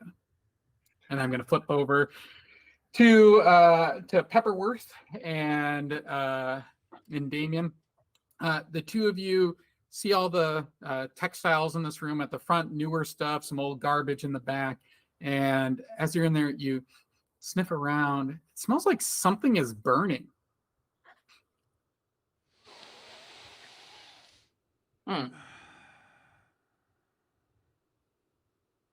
That's not right. We'll make our way towards the smell of burning. Yeah, what's burning there?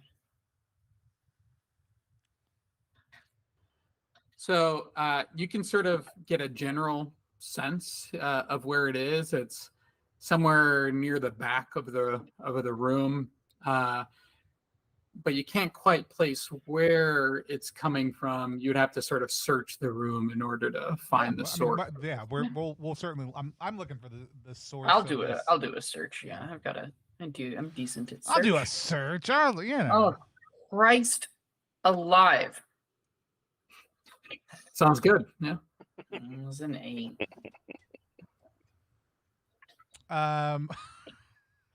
With a -1, I got a 17. A 17? Yeah. So like Quinn, Damien sucks. Damien, the scholar, is like so book smart, can find things in books easily, but when it comes to real life, is just like Damien is like, I was like, let's search. And Damien's like, yeah, good idea. And then like opens his book sack and starts looking through which of the books might be best. Burning smells. And you at one point in time, Damien, you like step on something and it crunches, and you sort of pick it aside, and Pepperworth shines their light on it, and discovers that the thing that you just stepped on, and which is crunchy beneath your foot, is the source of the smell. And it's sort of towards the back, and Pepperworth looks up and looks down, and it looks like there were some cloth wires in the rafters, and hanging down, there's part of it which is just completely bare. And then you look down at the ground, and there is a burnt and crispy corpse of a rat.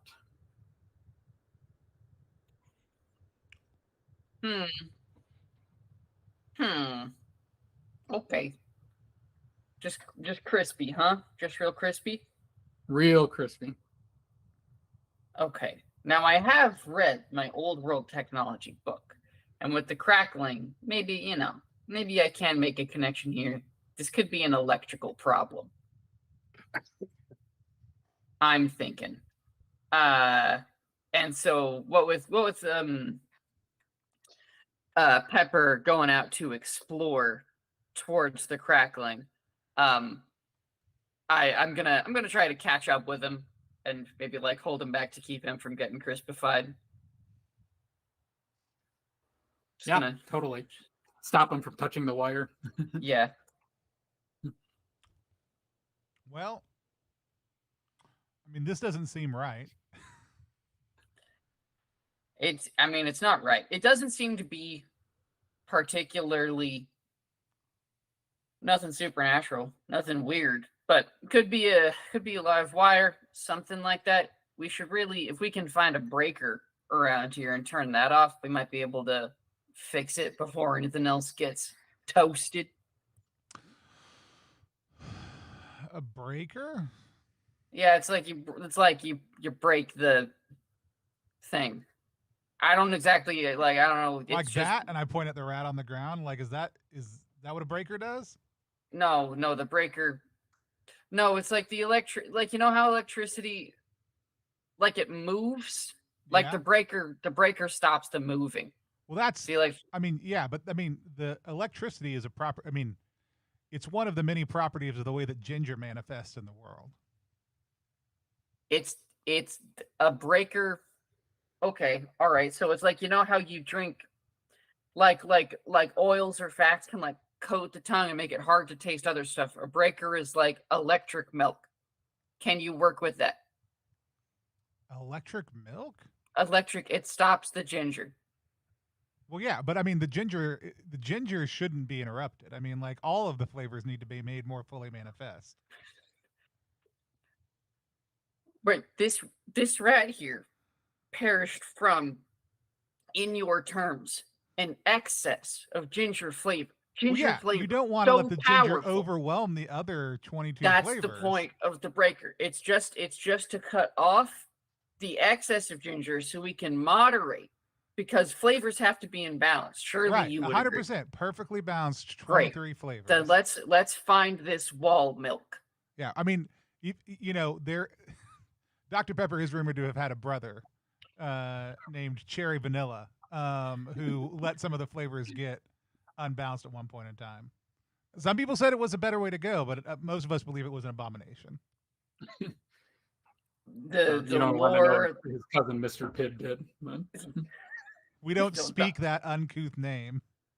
Didn't go to medical school, tried to pass himself off as a pepper. He was a bit extra, yeah. Christ. Oh, did we just lose all of our viewers? Oh, yeah, they all just were like, boo. That was enough. As you all are talking, though, something happens here, which is the best part about one-shot streams when you're on a timeline is like you just say dumb shit until the GM goes, and then yeah. Well, it's nothing big. Just as you're sitting there around this burnt corpse talking about wall milk and stuff, two rats come out of the darkness and they start to approach your flashlight beam, Damien, but they don't seem scared of you. It seems like they're hungry and they're interested in that rat corpse, and they're getting closer and like they don't seem to care about the two of you. They're just coming up for that rat. Get over to them. And One of them picks up the rat corpse and the other one's trying to get it from him. And all of a sudden it runs across the floor. And even though it just looks like bare floor there, suddenly it disappears with the rat corpse. Now that's fucked up. All right. I'm rolling some shit. I am rolling some shit for sure. We are going to deduce. We're gonna deduce this motherfucker. I think. Or assess. I don't know. I'd like to deduce though. Yeah, up to you. I'm gonna. Yeah, I'm not gonna do shit. Actually, it turns out. I'm gonna deduce. Great. Oh, what's Tony gonna do? Hold on, let me figure out what I'm adding to this. Oh shit. Let's see. Deduce. I have up +2, +1 for logic, so that's +3 to the 19 that I rolled, making it a 22. But Quinn, your scholar, what did Damien roll? I got a 9. All right. So, Damien, you start propounding some bizarre theories. What do you think? What do you exactly? Exactly. So I was like, what we have discovered is what's called a ghost disc. Right? It's a little. I've heard about this before. Right? It's a disc in the floor placed here by the ghosts of extraterrestrials, and when you step on it, you go to the ghost realm, but it only works if you actually are already slightly dead. Is this from Danny Phantom or something?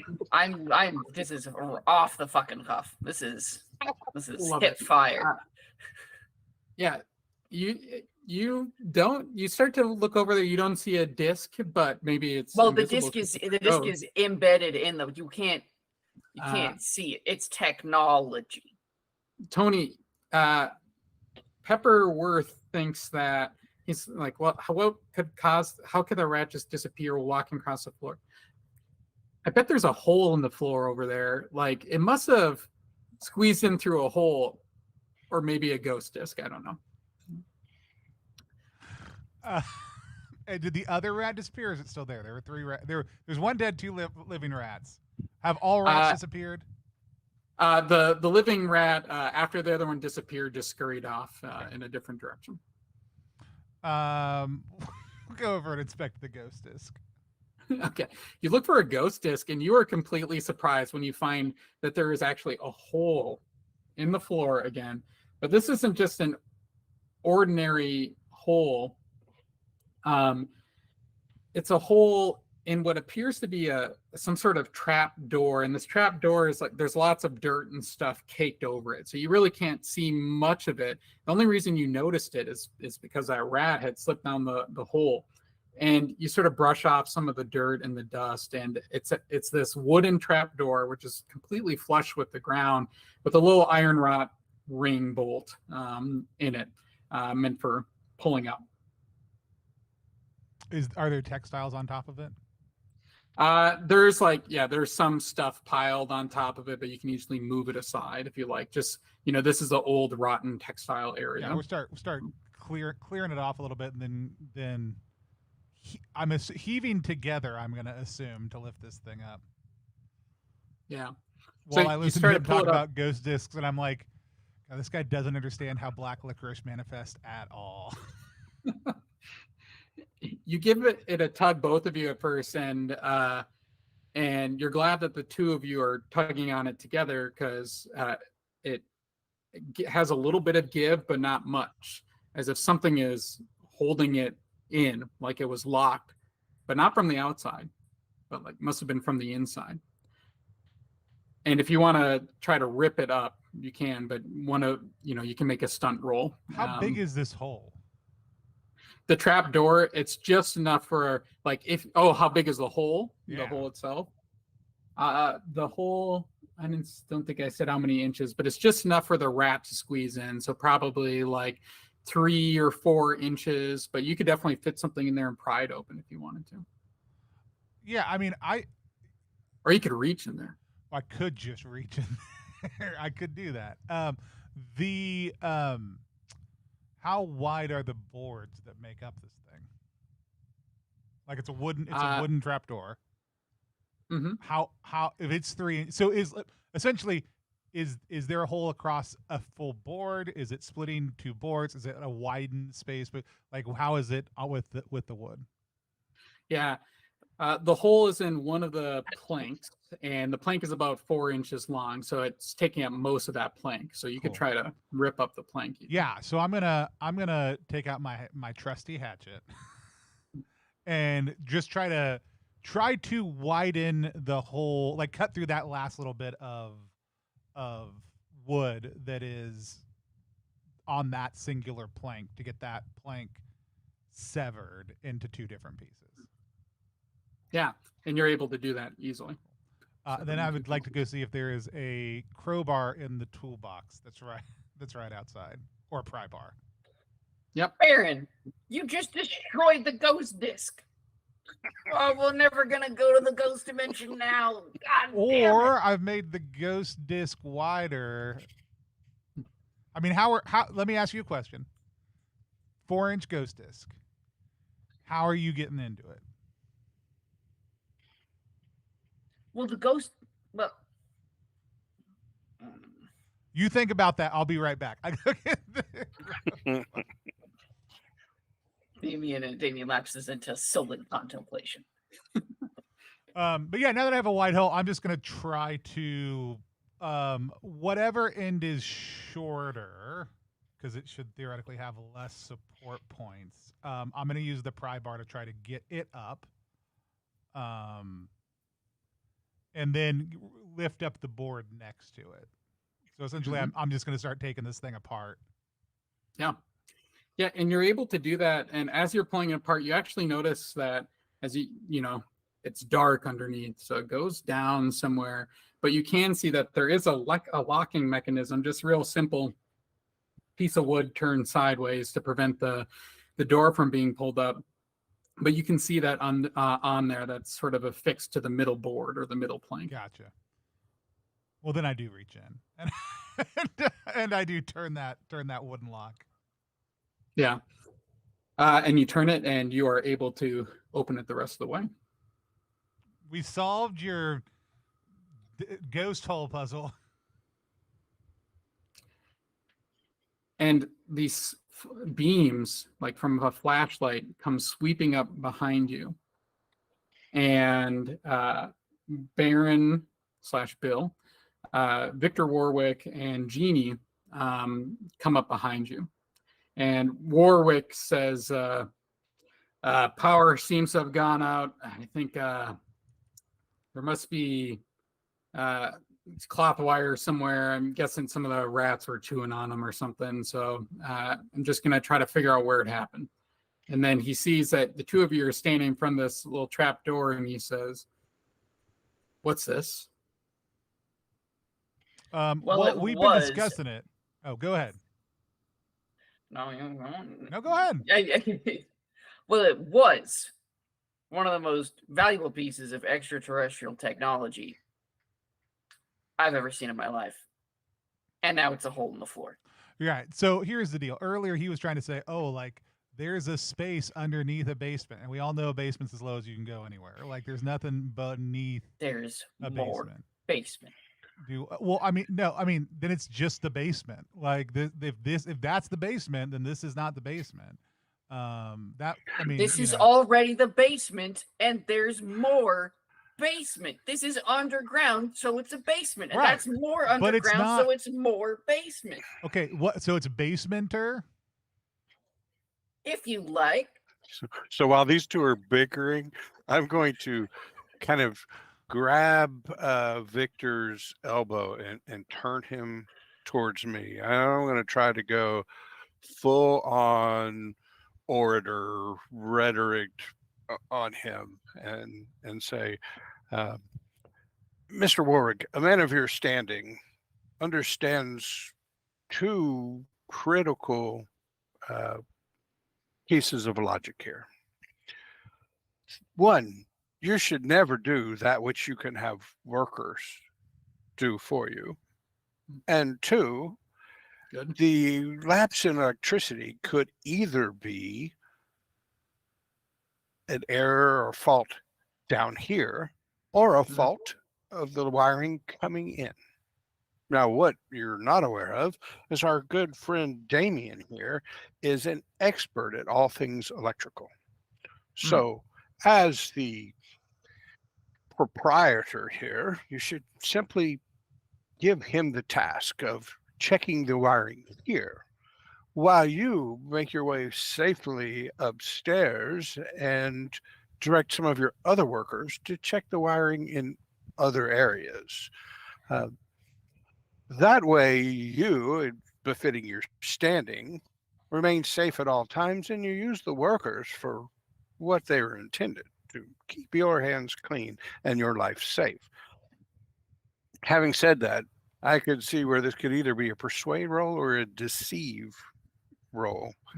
But my goal is to convince him he's too good to be down here doing this, and there's expertise here. He should go and make sure that the fault is not above ground. So you can pick which one you want to use, deceive or persuade. I haven't done deceive yet, so I think I'd like to do that. Just a reminder, I have a best of 2 modifier on this because of the 6 degrees of separation I established with him. So, yep, because you're Kevin Bacon. Yeah. Wow. 2 d20s. One rolled a 3 and one rolled a 1.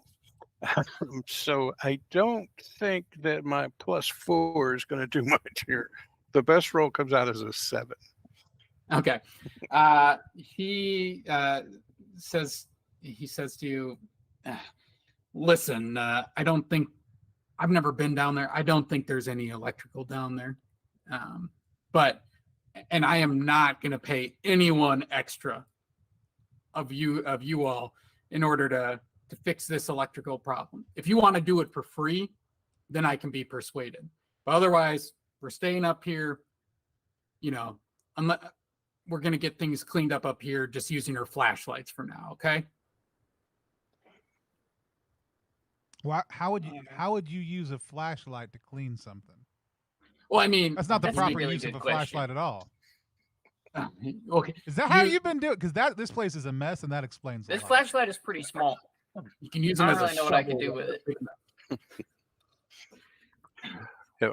We'll either use the flashlights, or we'd be investing in our own income if we were to fix the electricity, because it would allow us to do the job that you would pay us for. So we've got this, sir. Okay. So you're going to stay up here? Oh yeah, do the job. All right. He looks at you suspiciously. He's like, well, I'm going to go get back to my work in my office. All But right. if you cause any trouble over here, just know, if you cut out early, you're not getting paid. If you get hurt, you're not getting paid any different. All right? Head back to the front office. I'm looking at the Warwick dossier to see what's up with this Moore basement. 14. Awesome. This So guy's you do a going research first. roll, you flip through the basement, and you find out a little bit of so Harriet Warwick had bought this old building, which used to be this old textile mill, and did some renovations to it early on. Some of the things that are peculiar is those renovations cost a little bit more money than you might expect. People are not sure why it costs so much money, but Incontrovertible proof of Moore basement. In addition to that, you find out some other information too, such as the fact that Harriet had a reputation for being eccentric, and that isn't just because of her old world weapon collection. It was also because she used to spend so much time in the mill, and that she'd be there working very late hours. And some people commented on that she spent more time in the mill than even the workers did. And there's some speculation that maybe this contributed to the belief that the artifacts could be hidden somewhere in the mill, because she was spending so much time there. All right. So I have evidence that suggests, or rather proves without a shadow of a doubt, that the artifacts we seek are in the basementer. Now that, that was pretty good. That was pretty good. Basementer, I do like that. It flows off the tongue better than more basement. Yeah. So we're ignoring that jerk upstairs and just going down there, right? That's the plan. So if I could add some support to your theory, I discovered something over on the other side of the basement. And I'm going to take my light and I'm going to kind of shine it around the floor, because I think I'm going to find another square wooden piece in the floor. And I'll shine around there. Look right here. You see this? This is the top. Ghost square. My God. It's the top of some vertical support for a subterranean structure. Now, I don't know whether this factory was built on top of some other building, but if you'll notice, and I'll shine the light around a little bit more, they're evenly spaced, just like you would put columns to hold up a ceiling. There is something below here. And not only that, you also notice they're pretty much in a straight line. So you're on the northern side of the building, and you can see them evenly spaced, and they all head directly south in pretty much a straight line. I mean, look, that's all beyond me. All I know is there's more down here, and the one rat that I got a chance to get at got taken by another rat. It was also a little overcooked, so the flavors wouldn't have been as fresh. So I mean, we should probably get going. And we had agree. Yeah, I certainly don't have any sense of self-preservation. What's the name of the lady who's with us? Jeannie. Jeannie, I was just gonna say, she's looking a little skeptical, and she's like, I can stay up here if you want, pick a few things up, pretend we're still doing work in case Warwick comes out here. There's all kind of fucked up ghost rats down there, and I can't do shit but read. Ghost rats. Goats? Ghost. Ghost goat rats. No, I don't really want to go down there. You shouldn't. You're spot on. You should keep things going up here and cover for us, because if he comes down, you just be like, oh, they all went to pee. Lunch. You know how those folks are. Those three, they're always peeing together, and Yeah, I did notice that you took all three of you took a couple of breaks earlier at this to pee at the same time. It's well, I like it. It's good camaraderie. I mean, in all honesty, it makes a great catalyst for certain reactions, and so I just collect it. Oh, interesting. Okay. Yeah, you three. I pull out a do your thing. You are more fucked up than the rats. I'm okay with doing work, and I'll see you around. That makes one of us, and he goes down the trapdoor. All right. So you look down the trapdoor, and again, it's it's dark down there. You shine down your flashlight. There's a set of wooden stairs that head down there. It's sort of the sagging flight of wooden stairs, doesn't look the strongest, but at the bottom are these sort of blackened, moist, moss-kissed stones. That's right, moss-kissed. But there is not a rat in sight. And these seem to have been here for a while. And if you had a guess, you'd think that that this was part of the original building, that this part isn't new right here per se. But it's, anyway, but that's where you're at, and it appears to be this hallway, which is heading south. So essentially, the wooden Yes. architecture essentially joined what was above to this stone architecture down below that seems to be part of the original stone construction. Yeah, this is all part of the original structure, and even the cement floors and stuff were part of the original structure. So it's been a renovated space, but this is part of the original thing. So it doesn't quite fit. There's still that question, like, what did Patty spend some extra money renovating? It wasn't this, it seems like. Keep on making our way down the hallway. Well, gentlemen, if I was going to be hiding a stash of old world technology, this is where I'd do it. I think we're on the right track. I agree. This seems decently fucked up. I'm here for it. And as you walk down this hallway, you see very evenly distributed and spread out are some wooden columns. And as you're walking too, there's some water pooling between the black stone tiles here. You're guessing maybe seep from the river, because you're right along the riverside there. And in some places, and you said, there may be wooden columns, or is it like support beams, or is it like multiple like pieces of wood built into a column structure? This is one beam. Beam. Each of them are one beam. Okay. Yeah. And there's in certain parts, there's like ankle high water down here that you're walking through.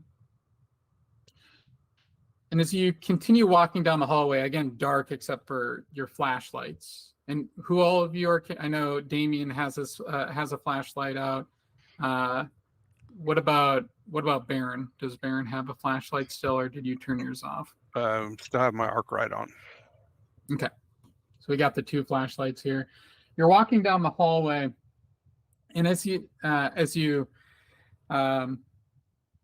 walking down the hallway, there's sort of something off in the distance that's casting a shadow. You get a little bit closer. It's a pile of rotting boxes, wooden boxes, which have old paper. They seem to have old papers and ledgers within them. And one of the boxes has large white letters on it, which read H. Warwick.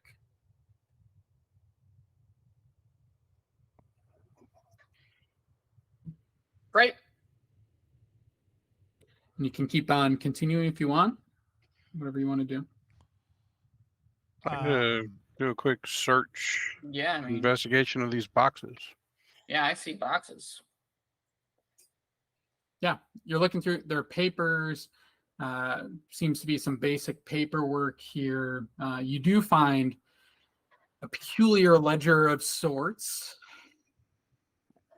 When you look through it, it has a list of items with costs next to them.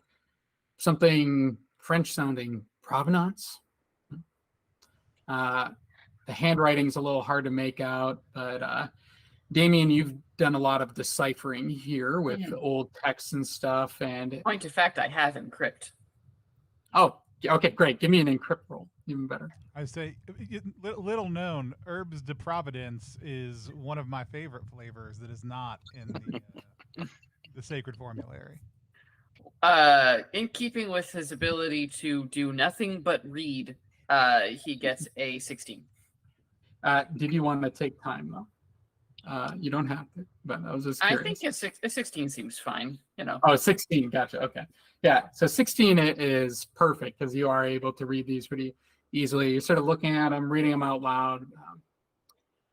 Handguns, smoke grenade, and combat knife.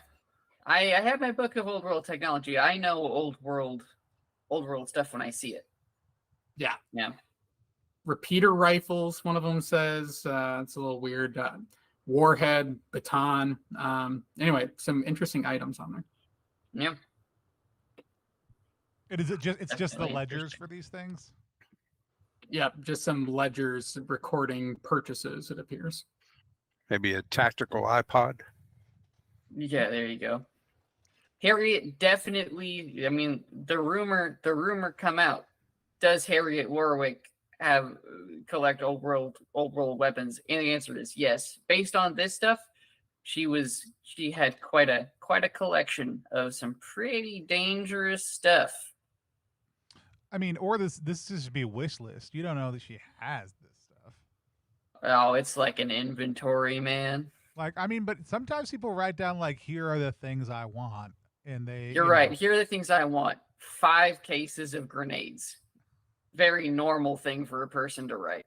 I mean, you don't end up with 5 cases of grenades unless you want them, in my experience. Well, that is true. Damien, you mentioned there was a column there that said Providence. My father used to, well, still does, collect art. I don't know if it means the same thing here as it did there, but yeah, basically it was the history and veracity of an item. So that makes it sound more like less like a wish list and more like an actual list, doesn't it? They're listing. Yeah, unless of course she wanted grenades specifically from Virginia. Well, and also I'm just going to go ahead and point out, a wish list is a real list. I mean, it's not a fake list. The list is real to say, but that doesn't. these characters. Is it a ghost list? Yeah, no. The ghost list. You stick the ghost list in the ghost disc. You turn around 3 times. I'm learning a lot about the super terrestrial here. Yeah. Jeez. All right. Well, anything on that list, real or imaginary, look good? Good is kind of subjective. It sort of depends on how weapons of death, how good or bad those are. These are mostly, is the list mostly weapons of death? It appears to be mostly weapons of death. I'm thinking. It seems less like she was a harmless collector of old world technology and more like she was an arms dealer. Yeah. I mean, here's what I'm thinking also too. Like, what direction have we been walking? South. So the most fucked up direction. What direction was the river from have we walked towards the river? You're not walking towards the river, you're walking parallel to it. Parallel to the river, okay. They say that, in the end, the heads of Dr. Pepper LTD. We don't know what LTD stands for. That it's rumored that when we unlock all 23 flavors, that is revealed to you, that they secreted themselves away in a bunker. And there are some people who say that Cherry Vanilla was amongst them, and that they snuck out at the last minute to spread their heresy across the globe. I don't know that it's true, but it makes me wonder: is this some sort of get out tunnel?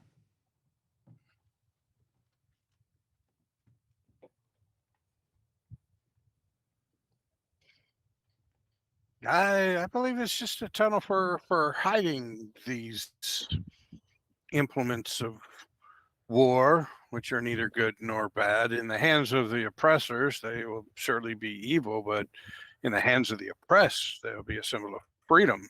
But I think it's our duty to find them and use them for that good. Right now, it's just a kind of fucked up tunnel, and if we wish to discern the precise nature of its fucked upness, we're just going to have to keep looking. I mean, I guess. That is quite possibly the most sane thing that I've heard you say today. Thanks. On that note, let's take a 5-minute break. I think we've got about 40 minutes left of gameplay here. Sure. No spoilers, anything like that. So I think we're running right on time, if that's okay with you. Perfect. Sounds good. We're going to take a 5-minute break. We will be back in just a few moments to keep on playing in the backwoods of Backwards. We'll be back in just one moment.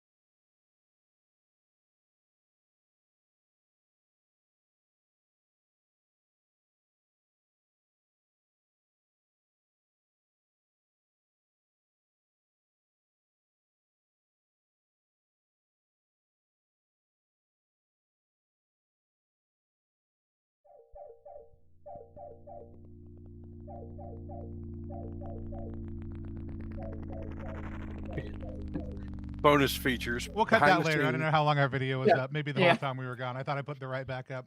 Speaking of things lost to the annals of the apocalypse, Yeah. there are people in America who think pimento cheese is bad, and I would challenge those people that they've only ever had pimento cheese bought at the store and never homemade pimento cheese because it's delicious. So I just want to challenge you: get out there, get about 8 ounces of cream cheese, a few scoops of mayonnaise. Whatever types of cheese you want, but at least one of them should be a sharp cheddar, but I won't judge you either way. A couple of spices, salt, pepper. I put a little cayenne in mine. Onion powder's great in there. Just mix it all up until it's whatever consistency you want, and then make the best grilled cheese you've ever had in your life by putting it between 2 pieces of bread and doing that. But you looking for some classic American Gothic fare, look no further than pimento cheese. And so my next character is totally devoted to the realities of pimento cheese. In the upper Midwest, you need more mayonnaise, more than just 2 scoops of mayonnaise. Why don't you take us back into this weird tunnel we in? Yeah.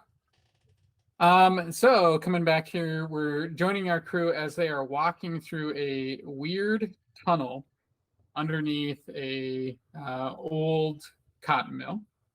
And as they're walking through this tunnel, which most people didn't think even existed, like they aren't even sure what to call it. Like, do they call it the basement? Is it the basement or the sub-basement? We don't know. But as they're walking through it, they found some rotting boxes with some old papers in them. And those old papers had a list of items, an inventory of sort, including some old world artifacts, handguns, smoke grenades, knives, repeater rifles, a warhead, and a baton, stuff like that, appearing on that inventory. As you all are talking about these items in this list, down the hall, you hear a soft noise that suddenly causes you to hush your voices a little bit. Sort of a whisk, maybe a patter, some distant squeaking, maybe. What was that? I get my gun out.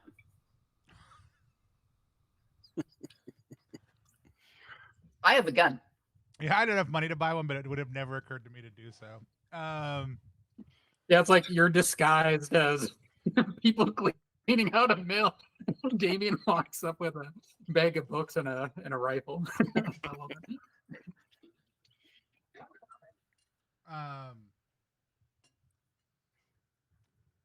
Y'all hear that? I say as I move between the 2 people with light sources. I hear it. Sounds fucked up. Probably just more rats. Yeah, but we don't know if they're alive or dead. Well, alive rats, that's a problem. Ghost rats, man. Well, if I could, borrow your logic, there's really only one way for us to find out, and let's walk that way. Alrighty. You start walking that way, and eventually this hallway sort of comes to an end. And instead, there's a new forked hallway. It goes east and west. And at this fork is a large lump of some sort of mossy substance. I don't know, maybe a pile of moss or something, but it's massive. Sort of spread out, maybe 5 feet or so, 6 feet, mossy substance. Really weird. Beyond that lump of moss, there are brick walls, the brick walls that have been around you and that stone floor, they end. And this new hallway has these walls made of cement with like this tile floor. And it's clearly some new construction over there, not new, but newer and different from the structure that you're currently in.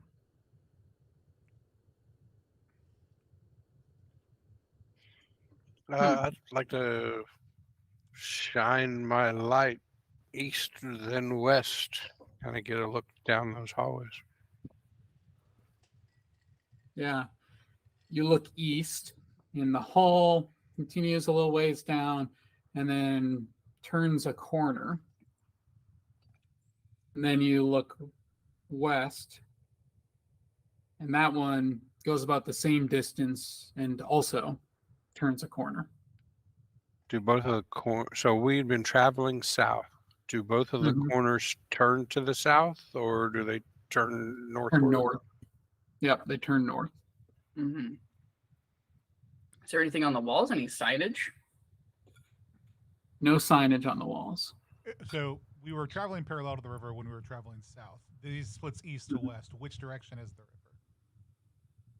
The river, it would be east. Yeah, let's go that way. All right. You step over this big lump of moss, and you turn to the eastern hallway. And right away you look on the walls, and there's less moisture and mildew on these sort of bunker-ish style walls. You get up to the corner, and you look down the hallway, and there's another corner, which seems to turn this time to the west. So you went down the eastern hallway, turned north, and now there's another corner that turns to the west. So it's like looping back in on itself, it looks like.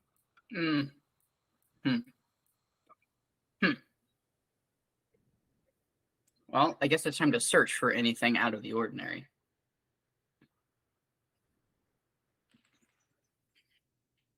$18. There we go. Nice. And so tell me how you want to search or what you want to look at in particular. Yeah, so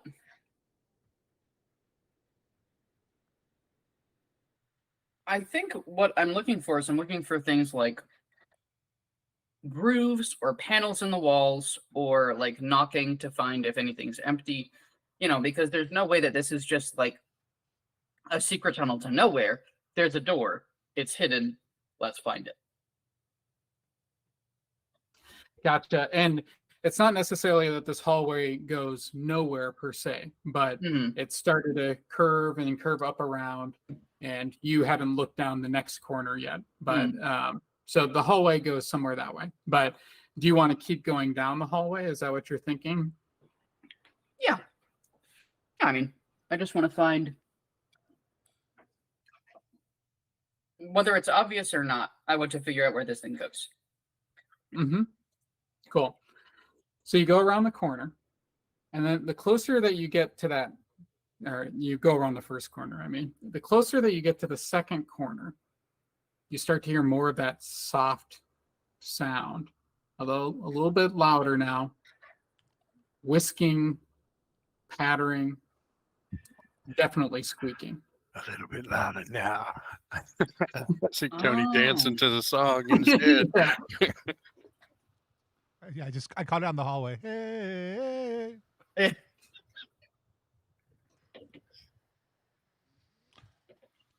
I bet I know what's going on. Yeah. Let's go. Yep. And as you're about to go around that corner, a rat rounds the corner. Oh, excuse me. It's coming from behind you. So whoever's in the back, it sounds like Baron and Pepperworth are still back there. I clearly stated I was in between the two people with lights. That puts me in the back. Thanks, Tony. You're welcome. I just, just for sake of consistency, I wouldn't want to get confused. Continuity. It's incredibly important. And from behind you, Baron, you actually hear some sort of plotting, and you actually see a rat, and again, doesn't seem scared of you at all. Just looks up at you, hisses, but keeps moving by, does the same thing for you, Pepperworth, and continues and gets up to Damien. And Damien, you and the rat have this moment where you look at each other, and then the rat just continues around the corner and disappears. You want to keep going? Yep. Okay. You look around the corner and there is a doorway. And through that doorway, so like basically the hallway curves in on itself, and in that empty space is this room. And before I tell you what's on the other side of this room, make me a resolve roll for what you have just seen, Damien.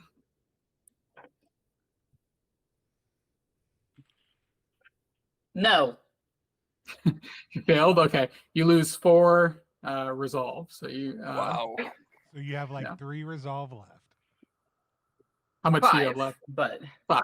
That's not too bad still. It's not.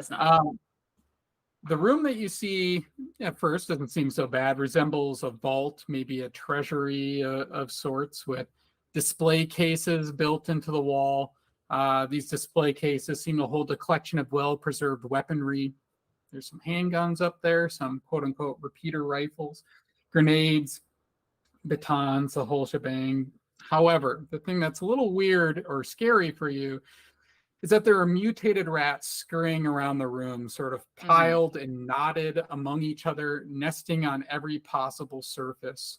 Many of them are pups, but you can probably see maybe at least 20 of them are full grown. Like you'd estimate maybe there's like 50 rats in this room. Okay. The centerpiece, though, that's what freaks you out. There's a large display case holding a nuclear warhead, and at its base is a carbuncled queen rat, this really pimply, gigantic rat about the size of a calf, and it's nursing nearly a dozen rat pups.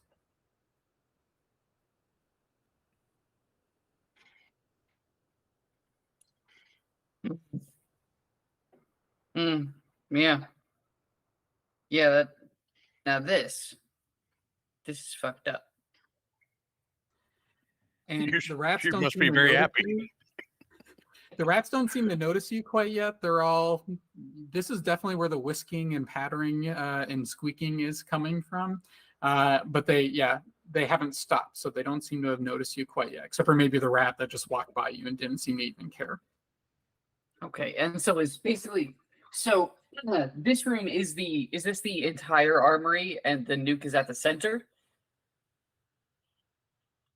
Like this is all of the old world stuff is in here? Okay. As far as you can tell. Yep, that's correct. Yeah. Okay. Well, let's research the old world tech just to make sure that I'm working with good information here, and that's a 16, so I think I am. Okay. Yep. So the first question the main question that I want to answer here, looking through my book and looking at the warhead, is this room safe for us to be in from a radiation standpoint?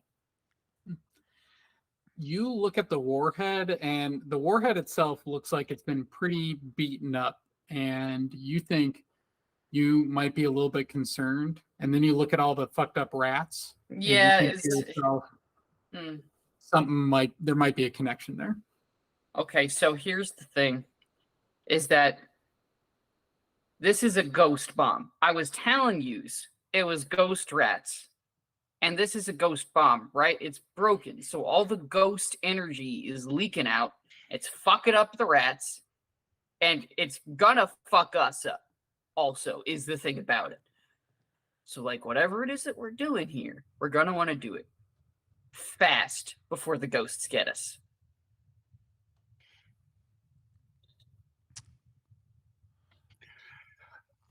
I mean, I'm confused.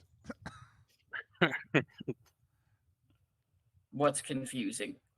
I mean, they just look like normal rats. I mean, they don't look like normal rats, but they just look like normal rats. You know what I'm saying? Like you can't see. Look, you see how they are fucked up? That's the ghost. They're not ghost rats. They're ghost rats. The ghosts got in them. I look over at Baron, and I'm look back. Look, you see the fucked up part? That's because the ghosts are in him. That's their part they're part dead. I was right the whole time. See, the ghosts are leaking out of the ghost bomb, right? The way these things work is they packed thousands and thousands of ghosts into a bomb, and then they blow it up, and it would do crazy shit, right? And so if it breaks, then the ghosts start leaking out, and when you have like a pure ghost like that, well, it'll just fuck you. It'll just fuck you up real good. And so these are ghost threats, and it makes you part dead. Well, but I mean, okay, whether lists are real or not is one thing, but I do know that most bombs they just make you all dead. Eventually, you will be all dead. That's what this is a broken ghost bomb. That's why it does it a bit at a time, right? Because the ghost, it's a little hole, so the ghosts, it's not all the ghosts can get out at once. So are we already part ghost? It's only probably just like not enough, but like say you're like 20, 40 an hour, then we're in trouble, right? We gotta minimize ghost contact. Because there's ambient ghosts all around, right? Where everybody's always exposed to a tiny bit of ghost. Well, yeah, I mean, but this is definitely above ambient levels. Okay. Well, is there? So if they're ghosts and they've got the ghost in them, and they're out walking around. I mean, are the rats ghosting people all the time? Also, we just don't know. Wow. So I'm not sure I can add to that conversation, so I'm going to change it. I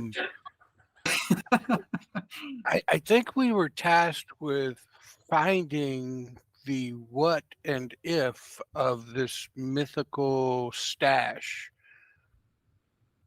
and we've done that. Yeah.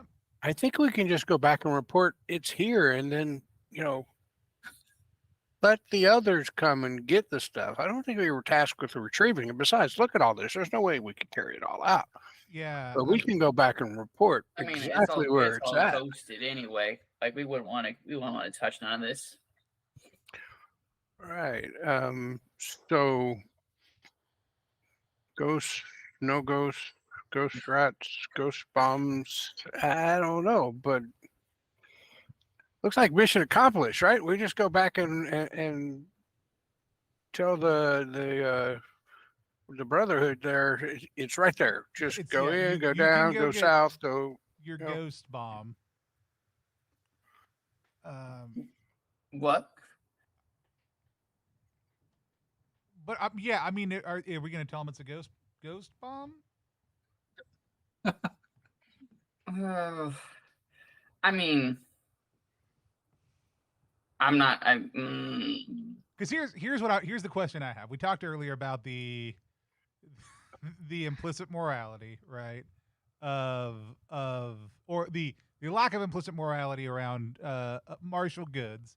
Essentially, vis-a-vis, are they amaretto, right, or are they black licorice, right? Like that, like which one are they? And you said, well, they're not really either one, but it sounds like this bomb, if it was in the hands of the workers, would be making them ghosts, but if it was in the hands of the oppressor, it just sounds bad. So I like where you're going with this line of thinking. It's finally starting to make some sense to me. But it just sounds like this weapon is bad. Like that. Yeah, it's not. You would have a very difficult time actually using it. I think we have a mixed bag of ghosts here. I could not have said it better myself. The items along the walls, these are perfect for the oppressed. And the item there in the center should be given to the oppressors. I mean, how big is this room? The room is, we'll say, like 20 square feet. I mean, not square feet, 20 by 20, excuse me. 20 by 20. Yeah. Depending. Okay. But I mean, some of them might be okay. Some of them might be all right. I'd be worried about getting ghosted, but I guess if it's up to them. even if the ghost bomb is broken, is it possible for them to let all the ghosts out at once? Because then I don't want the oppressor to have it. Even touching a worked up ghost bomb is a problem, right? Because you gotta think about how mad these ghosts are. They're real mad, right? They're real mad, and like they've been kind of letting out like drip feed, you know. And it's kind of like if you're just trapped forever, you can't be that mad about it. But if you know that you're gonna get out eventually, but like it's just taken way too long for you to like have your place in line, then you're gonna get even more mad. So they're even madder than they would be normally. So it's just like if you fuck with it, they're like, who knows? Okay, I'm gonna throw it out there because I know we've all been thinking it. What if we caramel coated the ghost bomb? Would that solve the problem? What? Like caramel, it's a stabilizer, it's a sweetener. There's a lot. It does a lot. It does a lot of heavy lifting. You think the caramel would like soothe the ghosts? Yeah, like if we like put a nice Hold on.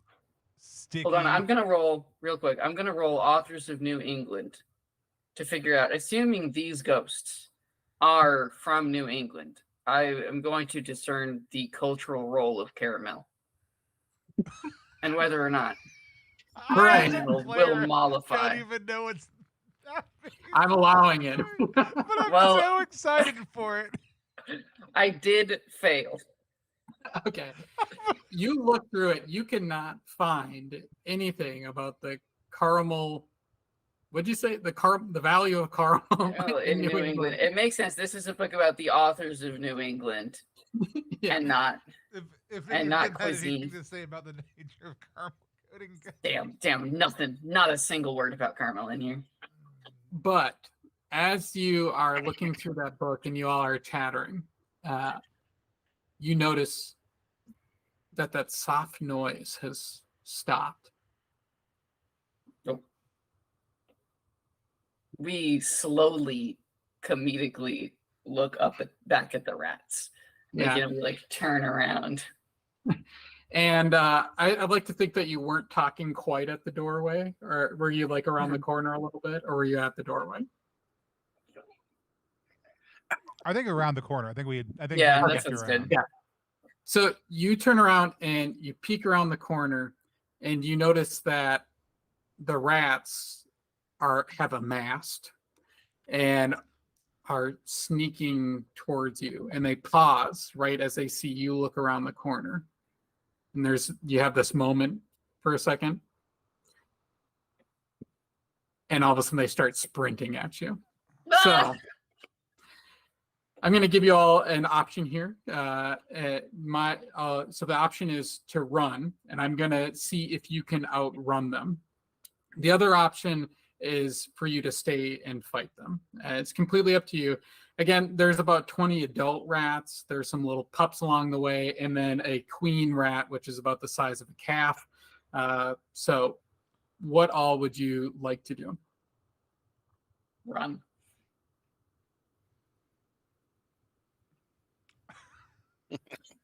Does Baron have an inclination? Or Yeah, Steve, either way. Baron's inclination when he sees the masses coming forward is to maybe convince them that they should turn their life to God, religion being the opiate of the rat masses. Yeah. But that thought races through his mind and thinks, better to live to make a great speech another day, and thinks he'll turn to run. I'd like to use my special ability to know one of the rats. No, I'm just kidding. Yeah, go for it. Perfect. 6 degrees of separation to a rat. Separation on one of those rats. You've seen him on a subway. He had a piece of pizza. I knew a rat one time. 4 teenage sons, all adopted. Yeah, he worked at a subway. Yeah, I do think running is the wise decision. at this point in time, for sure. Which I guess will mean I don't have enough time to caramel coat anything. But yeah, I guess we can run. Okay. And for us to resolve this, basically what I'm going to have each of you do is to make a stunt roll. And if you succeed the stunt roll, and we're looking for a 12 here, you're going to be able to make it out of this tunnel unscathed from the rats here. I can take my time running, right? Just to make sure I get a really good... Yeah, you're going to be taking at least 5 minutes, I guess. Yeah. I'm going to plan out my run. All right. Don't roll. And if you want to do something while you're running that you think can help you, I'll allow it and give you some modifiers here.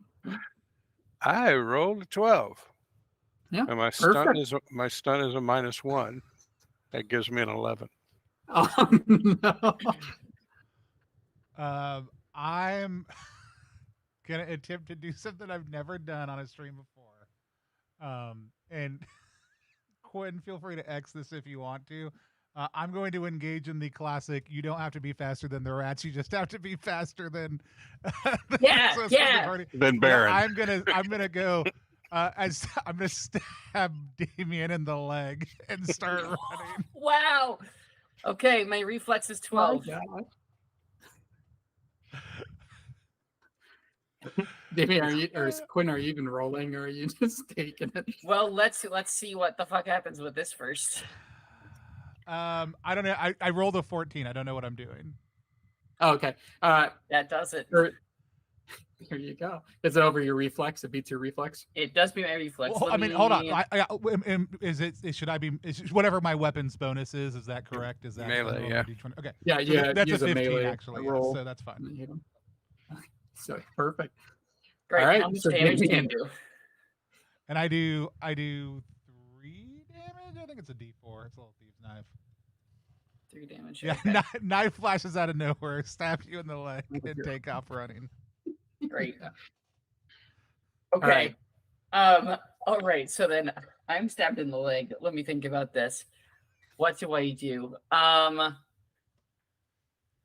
What do I do?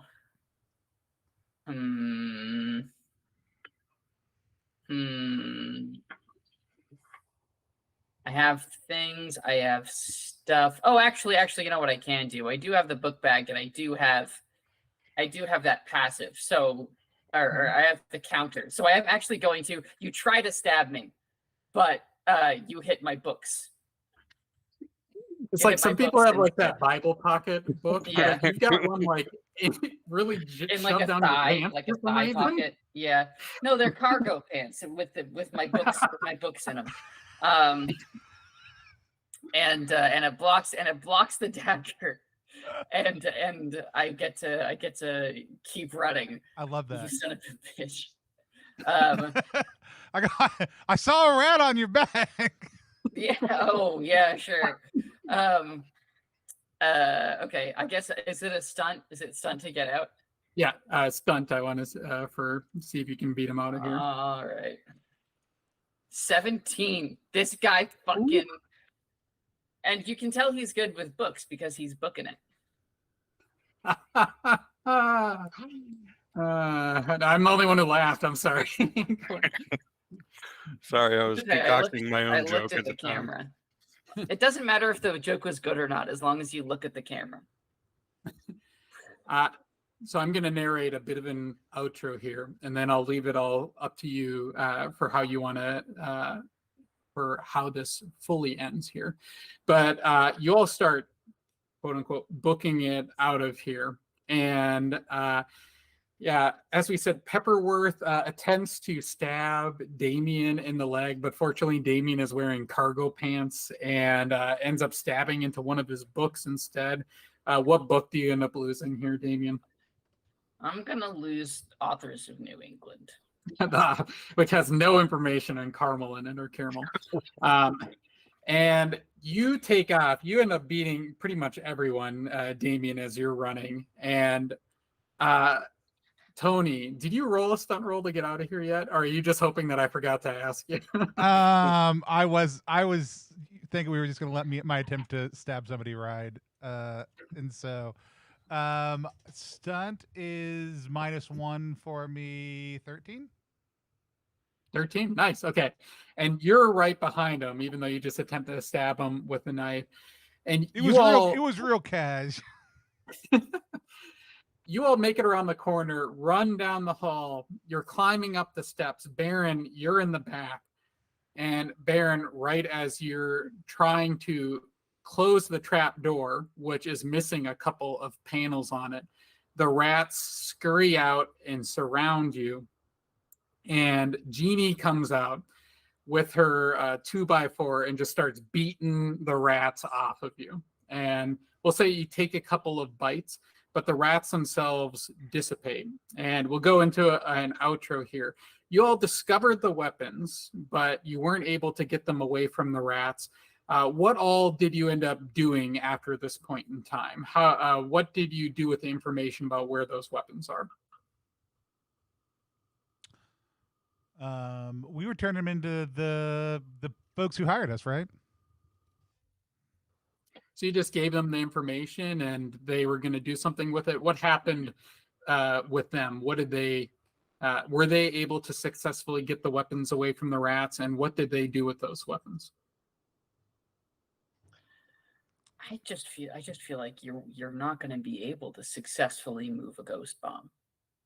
I just feel like they tried to move it or whatever, but like nobody knows enough about it, and they all got ghosted. They all got died. Like these secret societies who hired you, like all their leadership died, basically. Yeah, well, I think mine probably, like, I mean, they're down in North Carolina. You know, they're down in Tidewater. Like, I think they weren't gonna get it anyway. I almost like. I love Baron's concept. I feel like it'll eventually break bad, but I do love Baron's concept of what if you just give this giant radioactive warhead to bosses as a gift, knowing that it will kill them quickly through ghost poisoning. Is a really fun thing to do, and I do feel like you could give it to one well-to-do person and then make a big deal about how valuable this thing is and just watch it demolish horrible bosses across a certain region for an extended period of time. Yeah, that's pretty good. I love it. Yeah. The other question is, okay, you all found it here. What happened with Victor Warwick? You know, did you close off the basement? How did you convince, if so, how did you convince him from not going down there? Or did some other fate befall with Victor here? What are your thoughts? No, I mean, like, I like the idea that Victor is the first person to, like, we tell Victor about the ghost bomb, like, but we say, don't, there are people who are going to come here. Let them take the other stuff. It doesn't matter. What you really want is the big thing in the middle of the room. Don't let anybody else know you have it. Like, you know, don't tell all your wealthy friends about it because they'll be super jealous. Yeah. And Sleep think you're with a it under really your cool pillow, dude. etc., etc. Yeah. I love that. 2 more questions here. And so, Quinn, I'd like to hear your take on this one. So what happens with the rats afterwards? What happens with the rats? I feel like probably they relocate. I mean, like, we didn't take the rats out. I think there's a lot of rats. It was a lot of rats. It would be tough. I think once people started like coming in trying to actually clear them out, they just scrammed. But probably, I imagine they like followed the bomb around and then like infested Victor's house and made his last few weeks of ghost sickness just terrible, even more terrible than it would have already been. And then like Victor, like after Victor dies of this, like mysterious illness, then like rumor spreads, and then his house becomes like haunted by ghosts and also rats. ghosts. Those damn ghosts. All right. Last question here, Steve. This one's for you because you got to know Jeannie the best.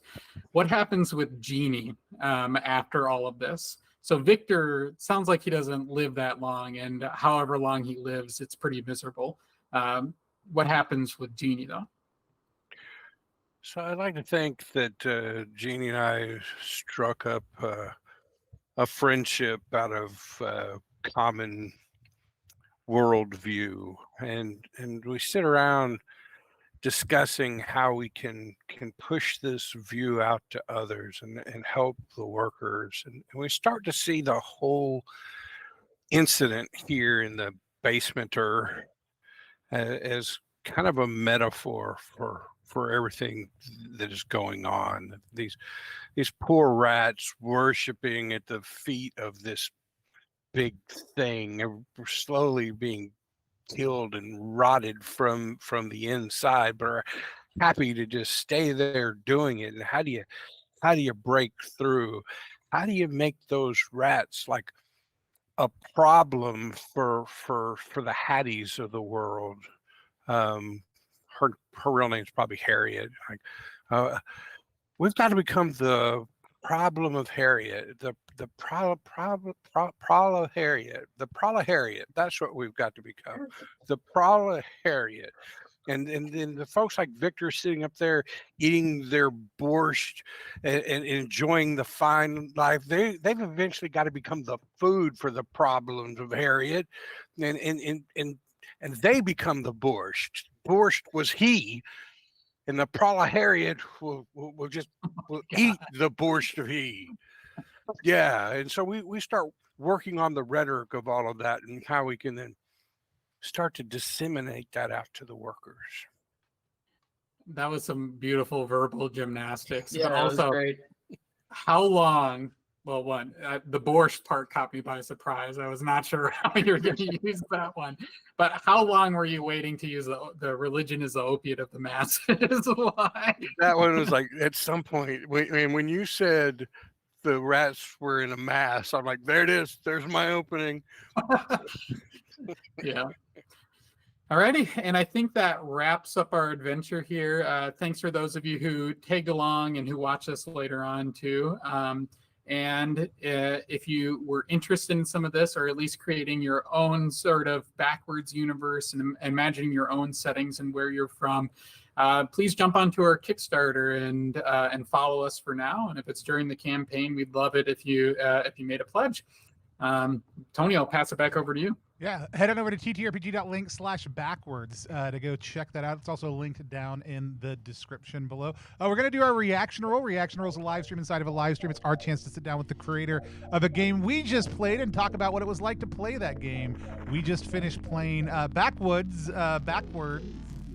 which is a post-apocalyptic American Gothic setting by Asa and the crew and Asa and Alex, right, is the other major team member, along with a whole bunch of amazing artists, writers, contributors. It's going to be going live on October 3rd. We just got a chance to play around underneath this mill in Connecticut, in a Connecticut that might be one day. Lord, we hope not. Let's find out a little bit more about what our players thought.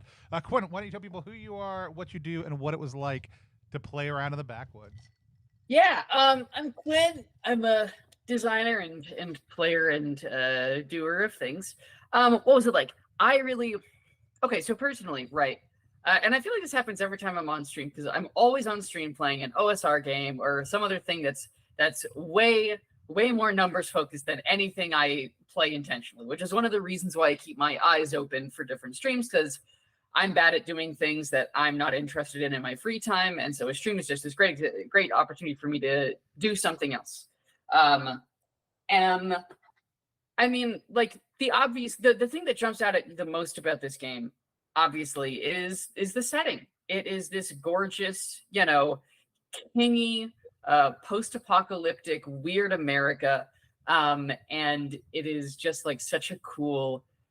It's not often that I find a setting that I'm happy to read 10 pages about, but I just blasted through the 10 pages in the quick starter and I was like, oh yeah, okay.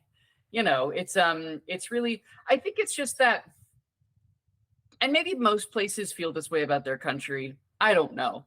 But when I think about America, America is already a strange and mystical place, right? You know, like it is somewhere that is already half broken and completely absurd and makes no sense on a day-to-day basis. And to have a game that really like lets you jump into that and pull in all of these Americana things and just play with them, play with the gorgeous toy box that is American culture as a whole. That's rad. That's awesome. Super cool. I would definitely say mechanically, not to my taste. Not the kind of game that is generally my thing.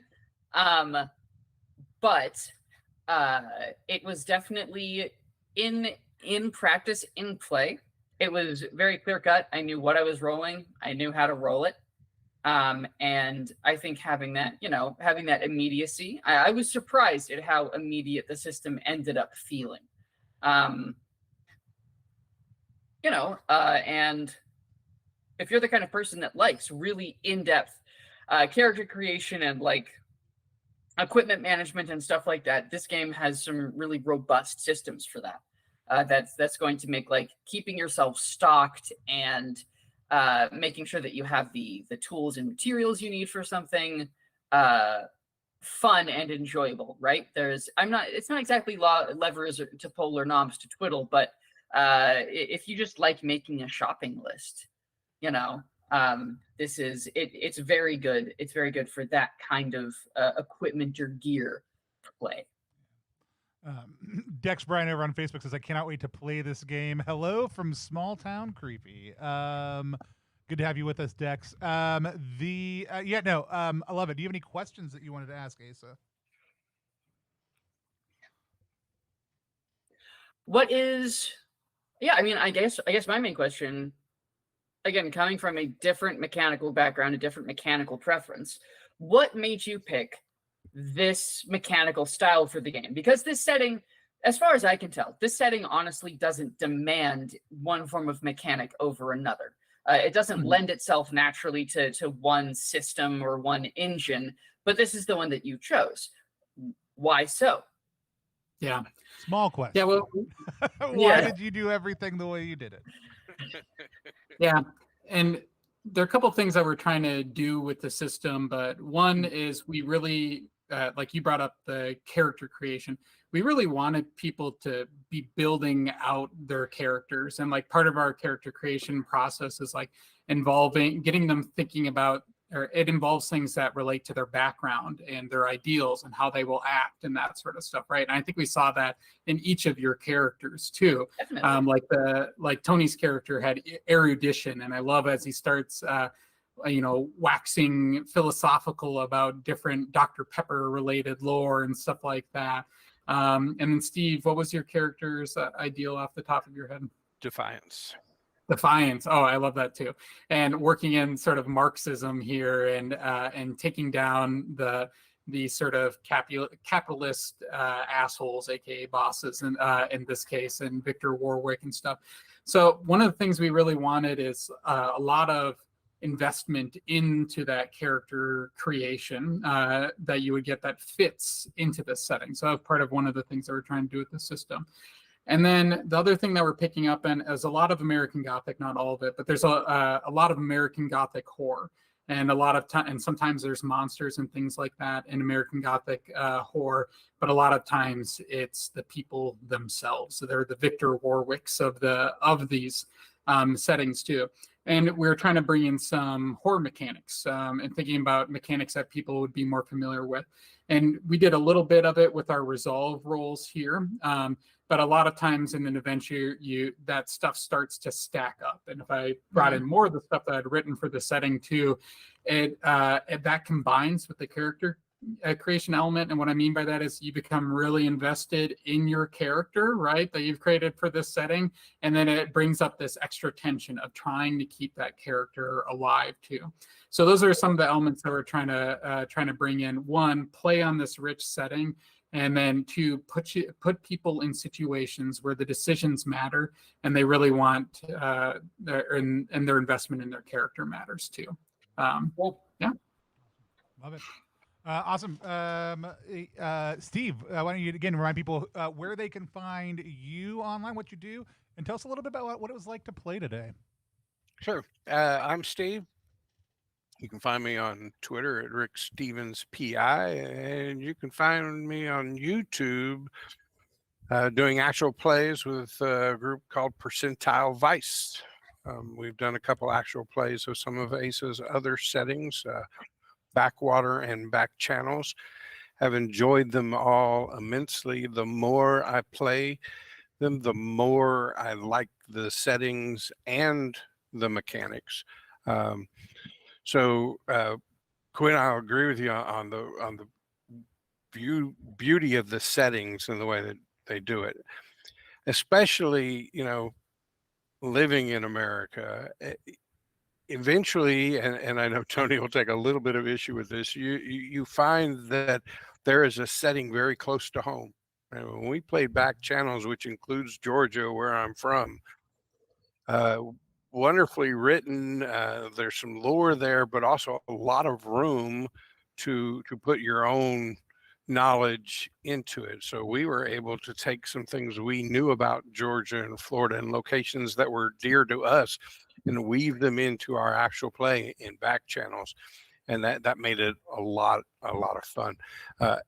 I can tell you, and I'm going to see if I can get this on the screen. When you get the hard copies of these books, the art is just incredible. I can't wait for the Kickstarter to come out so I can back it at a level that will get me the hard copy books for both Backwoods and Back Channels. The character creation process I really like. I created this character last night, but as you walk through, you pick an ideal and you pick a family fortune, those kind of things. It starts to just make the backstory wheels turn in your head as you're doing the mechanical part of building the character. So once you've got it built, your mind's already racing with the backstory stuff. You know, I chose Defiance, right? That what made it real easy to come up with what my character was going to be like. And I chose a trait, a negative trait that was notorious, right? How do I weave that in with Defiance and the fact that my archetype was a speech maker, right? Those things all just started to play together in my head as I was putting numbers on the sheet. So when it got time to write the backstory, I was already invested in this character. So it's everything you just said about that creation process, it works. Knowing that I stream with Percentile Vice, I do have an affinity towards percentile dice systems. You know, like everybody probably started off with Dungeons and Dragons and a D20 type system. And my experience had been those type systems usually tend to be combat heavy systems. So when we branched out into Call of Cthulhu, we were looking for something that lent more towards role play, and the squishiness and very human nature of the characters there really add to that. I've got to role play and make decisions for survivability that I don't really have to think about too much in D&D. And there's a lot of that kind of flavor here in the Backwards systems. So even though it is a D20 based system, the room there for it to be more about role play and less about combat really appeals to me. And the more I play it, the more I like the mechanics of this system. I like the fact that you're a squishy human, and you've got to act that way if you want to go on.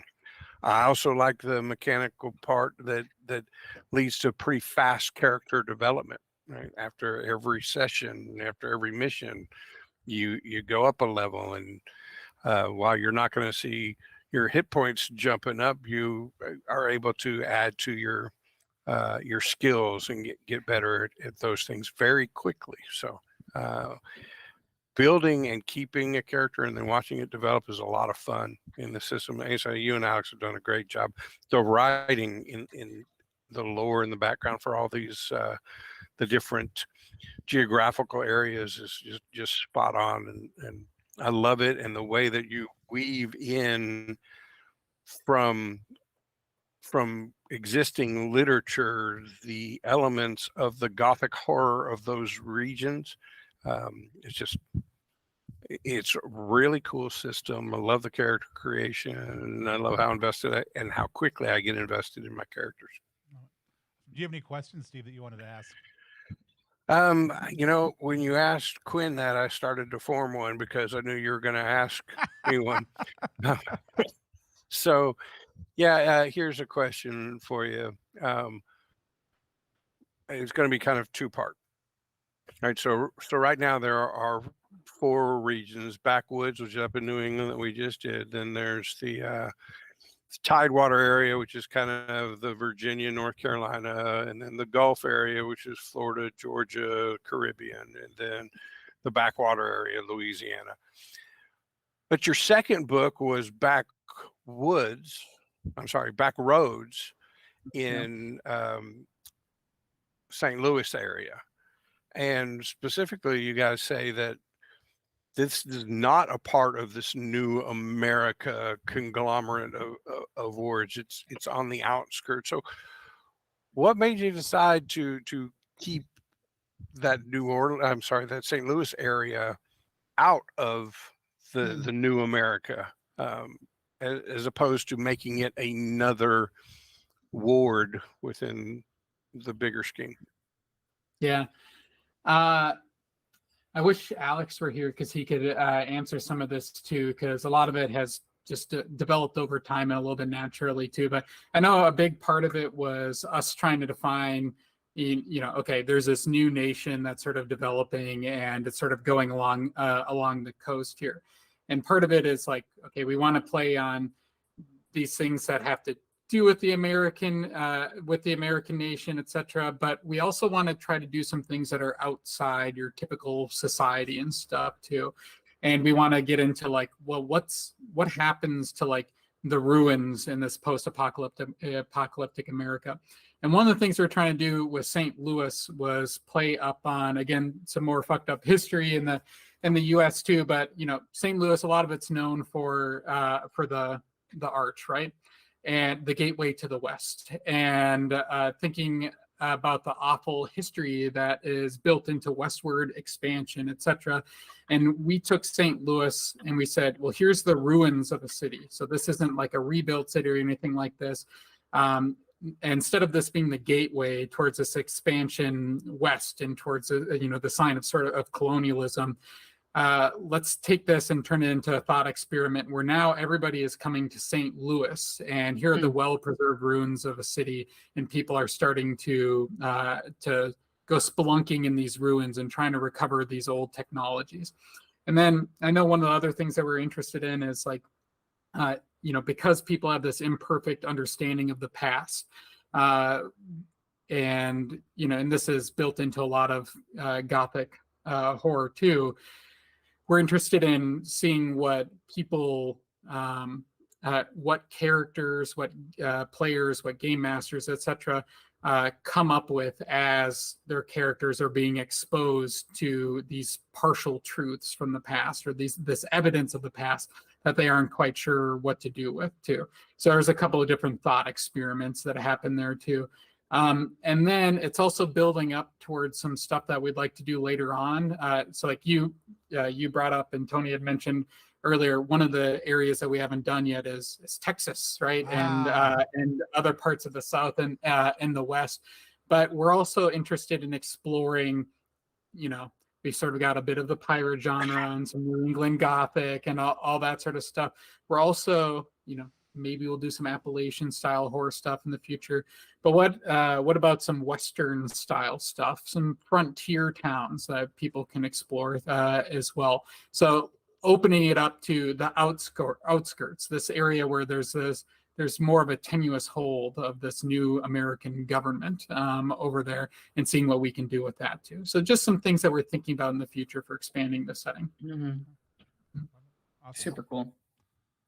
We'll have some more thoughts coming out in a little bit with a short video review with some of my thoughts, but I had a great time. I think we kind of hit on the major point, like the way that the setting breathes and is explored, I think is tremendous. It was interesting going through character creation. Like we play, oftentimes lighter systems, whether that's OSR, story game, other stuff on the streams, which I'm a GURPS, like that's where I cut my teeth. So like complex character creation doesn't intimidate me in any way, shape, or form. And I actually don't think this is complex. Like you're really making 4 big choices and figuring out how you kind of want to shuffle things around. I think y'all do a really good job of kind of making it easy to walk through those pieces while still being fiddly if you want to get down into the customization. But you're clearly creating also, I think one of the things I really do love about it is that you're creating a clear motivation for your characters. Like it seems early on like, oh, if I'm a storyteller, a sentinel, or a scold or something else is going to be a really important part of my character. And actually it feels in honesty like that's almost the least. The reality is that even with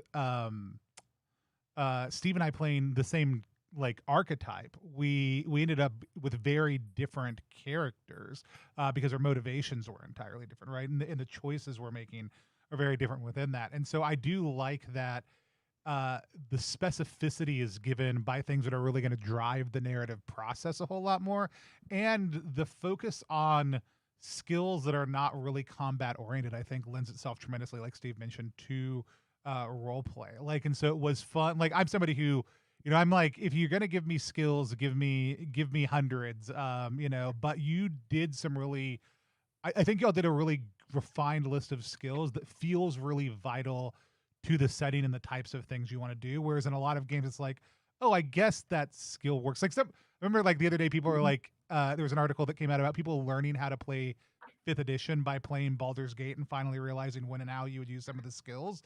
For me, I think the skills y'all have written down are the skills I immediately want to be able to use. And the way you even differentiated similar ones is pretty clear from the get-go. And so I think that kind of orientation in a skill-based system is really huge. But the motivation piece is really just kind of what I really love, because it immediately tells you what your character's about, and it lets you create something you want to build them around, whether that's starting a union or, digging through your books or Dr. Pepper cult, like anything within that realm. And anytime I can end up in a conversation where my character is very clear about the conversation they're having, but me as a player, I'm like, I do not know what it means to caramel coat a warhead so that the ghost's poison can't get out. Like, like that's great. I love that. And so it's because it signifies a type of immersion that is distinctive. But like Dex mentioned in the chat, like we've all talked about, and even like my favorite setting I ever played was a GURPS 4th edition setting. Started out, and I think 2nd actually, and it just grew from there. So it was a 20-year long game, but it was set in Dallas, and we all lived in Dallas. And so the ability to be like, we're going down this street, we're in this part of the city, like the kind of handholds that gives you around a table is really cool. And so the ability to dive into your own culture and explore that, I think, is really great, even if you and Alex hate Texas. Like I get it, it's fine. But I do love that. I will say I was bummed. I was ready for a Dr. Pepper Red Fusion joke, and I never got to pull it out because we didn't play around with it enough. But Steve, were you going to say something? No, I was just going to say the points you were just making about the characters and the role play. What I wish I'd said when I was talking is that testament to both the character creation process, but also Tony, yours and Quinn's role playing ability. Just the characters and the way you guys did it. I fully enjoyed the way you two played this game, and I wanted to say that. Yeah, We've played together a lot. We have played together a lot, and there was. I mean, like I love the story game session 0 hook. And I think that is kind of my question, like how much of that is written in? Because I think there's like, I mean, John Harper is the one who gets complimented / beat up for this all the time. the way you play Blades in the Dark after you read it and the way that John Harper runs Blades in the Dark are not the same game. Yeah. And so I think that is kind of my question. How much of that session 0 support, that inviting people into taking ownership for the world, how much of that are people going to find when they get into the book, or is that something they kind of have to discover the delight of as they play?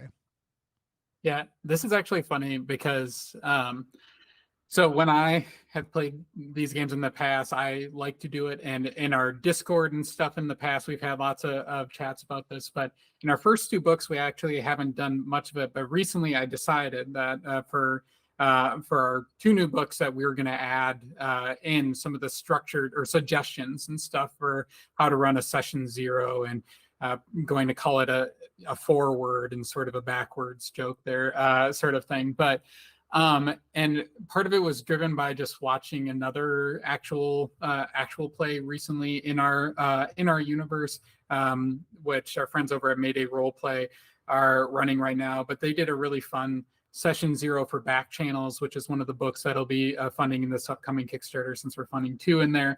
And they did a session 0 for their pirate crew, and we have stuff that we suggest to figure out as a group, but not explicitly in a session 0. And some of the ways that they're talking about it was just so beautiful, and I think is obvious for some of these games too. But like in a post-apocalyptic pirate crew, they're sort of like talking about what sort of ship are we going to have, and is it going to be sort of a Mad Max sort of thing where it's like all these motorboats tied together to create like this newfangled sort of pirate ship, or is it like a warship and they like pick this warship that they hijacked from somebody else, and this captain named Jacob or something, they renamed the warship. It's like spray paint on the sides, the stinking Jacob or something like that. And I sort of loved all the pieces that they're pulling together there, and that was part of an inspiration where most recently I'm like, we need to pull this stuff together. We need to start putting this in our quick starts too, and it's definitely going to be in our newer books. So yeah, we have given some suggestions in our books and emphasized that we want GMs and characters to build these things out, and we are going to be giving a little bit more structure and guidance in the future for running some actual session 0s, or which we're tentatively calling forwards for now. So, yeah, well, because even me, I'm like, what is a post-apocalyptic like pirate flag? Like, what are you sewing on your random flag that signifies what your crew is all like? Those types of things are just really rich space, right, to be playing around in. And I do love the way this invites you to engage in that too. And Dex said it over in the chat also too. Like, it helps like that real world tie helps players geek out about special interest in their area, and if they're weirdos, like their friends. And so like huge, and then even like folklore from that region, and the ability to bring those pieces in with all the post-apocalyptic stuff is just really rich. And it does feel like it is interesting, like the St. Louis conversation too, because I love having Steve on as somebody who's experienced a lot more of the setting and the system, just because like that wouldn't have jumped out at me. But also when you hit a certain point in westward expansion, like American Gothic, we know what that feels like for the East Coast in a lot of ways, even for parts of central US. But what that feels like on the West Coast exists, but it's a very different reality because it's the result of total westward expansion, which is horrific, but also like immigration from China and other parts of Asia, like and other pieces that come out of that. I think my last question I'd love you're on, you know, we had a veil on it, but I'm just curious, like a lot of American Gothic, even, you know, obviously not in the post-apocalyptic sense, has a lot of roots in classism and even racist history, but like y'all are trying to set that aside for backwards, which I think from a play state totally makes sense. But is there a way that you address that narratively within the book, or even just as a designer? Not like, why are you good people who consider that and are nice, but like, what are some of the ways that y'all have kind of addressed some of that within exploring an American Gothic concept?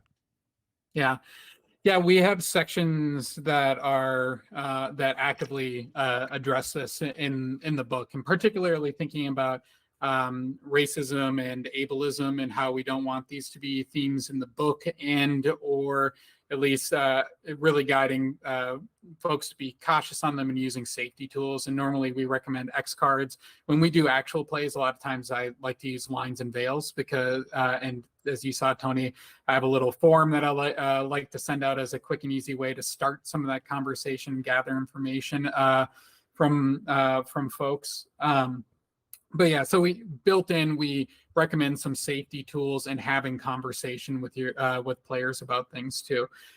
We actively have statements of our intention around race and disability and a few other things depending on the book and setting, and address them within some of the more common American Gothic fiction that people might be accustomed to, or the fiction related to those settings too.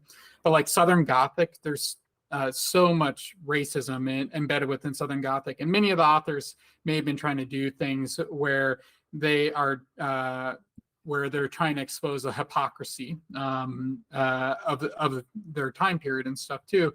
But one of the things that was most important for us is like making this a setting where people are feel safe to play, and that anybody can play comfortably within those settings. Where thinking again about Baldur's Gate, and where there is racism built into this game, fantasy racism, but with connections and similar ideals behind real world racism too, and how that can affect players, like that can really alienate a subset of players. So we didn't want to build that into the game, which has such close ties to the real world in which we live, and where people, like based in regions where people are actually from and reside in real life. So we don't build it into the setting, and we leave it up for the players and game masters to choose if and how they want to explore those things, and recommend safety tools for when they do it. There is class conflict and things like that built in there, but we try to remove as much prejudice we can, especially around sexism and racism in our work. And then we also think consciously about disability, because that comes up in so much American Gothic and broadly Gothic and Gothic horror, especially thinking about the grotesque and like taking disability and telling people that they should be afraid of it, or that it's disgusting, or it's something to sort of gaze upon. It's meant for people's entertainment, or or awful things along those lines. And we give some guidance and statements in there too about how we don't want that to be the case. People have disabilities in this world, but that doesn't mean that you have to turn it into the grotesque. And a lot of that stuff can be important in different settings, but whereas Back Channels is more about nautical romance, piracy, these sorts of things too, it's also another important consideration there, as people are thinking about their characters and playing characters with disabilities. So we try to build in some guidance and safety tools into those into our books. Thanks for engaging in those conversations. I appreciate it. So everybody, if you have not yet, head over to ttrpg.link/backwards. Like I said, it's linked in the description as well. We had a blast playing it. You'll see some more content from us around Backwards. We're really excited to be working with Asa and the team to help get this book into more people's hands. It is 2 books this time. Y'all are doing a bigger goal, bigger challenges. So if you've already hopped on board, and like you've heard from Dex, from Steve, people who are already fans of the setting, of the system, that's great. We're excited to see you come back for this one. If you're just checking it out for the first time, go over, follow the campaign, check it out. You can actually pick up past PDFs over on Itch and other places already, as well as look at some of the different support levels for the upcoming campaign as well. So if you haven't had a chance yet, go over to ttrpg.link/backwards. We're going to be taking the next week and a half off here. We do have a stream on Sunday. We've got the Cult coming back on. Keegan and Sarah are going to be sitting down with Kali to talk about 9 Lives to Valhalla and Duckborg, the new game that's live from Genroom Games. We're going to be at Big Bad Con next week. So if you're going to be there, come by and see us. We're in the vendors room on Friday and Sunday. On Sunday, we're going to be soft launching RPG Zine Club, which is our major offering. If you're interested in getting small RPGs sent to you in the mail or digitally every single month and supporting diverse creators from across the globe, check out RPG Zine Club over at rpgzine.club. This is also going to help create sustainability for us as a channel, so we would love your support over there also too. If you like discovering new RPGs, want to discover your newest favorite RPG Zine Club is what that is all about. Find more information over on the site. Asa, thanks so much for coming. Steve and Quinn, thank you so much for playing with us. We don't have a good way to end these streams. At this point, we're not interested in figuring one out. So until next time, we're just going to wave at the screen until I take us off air. Bye, everybody. Bye. Bye.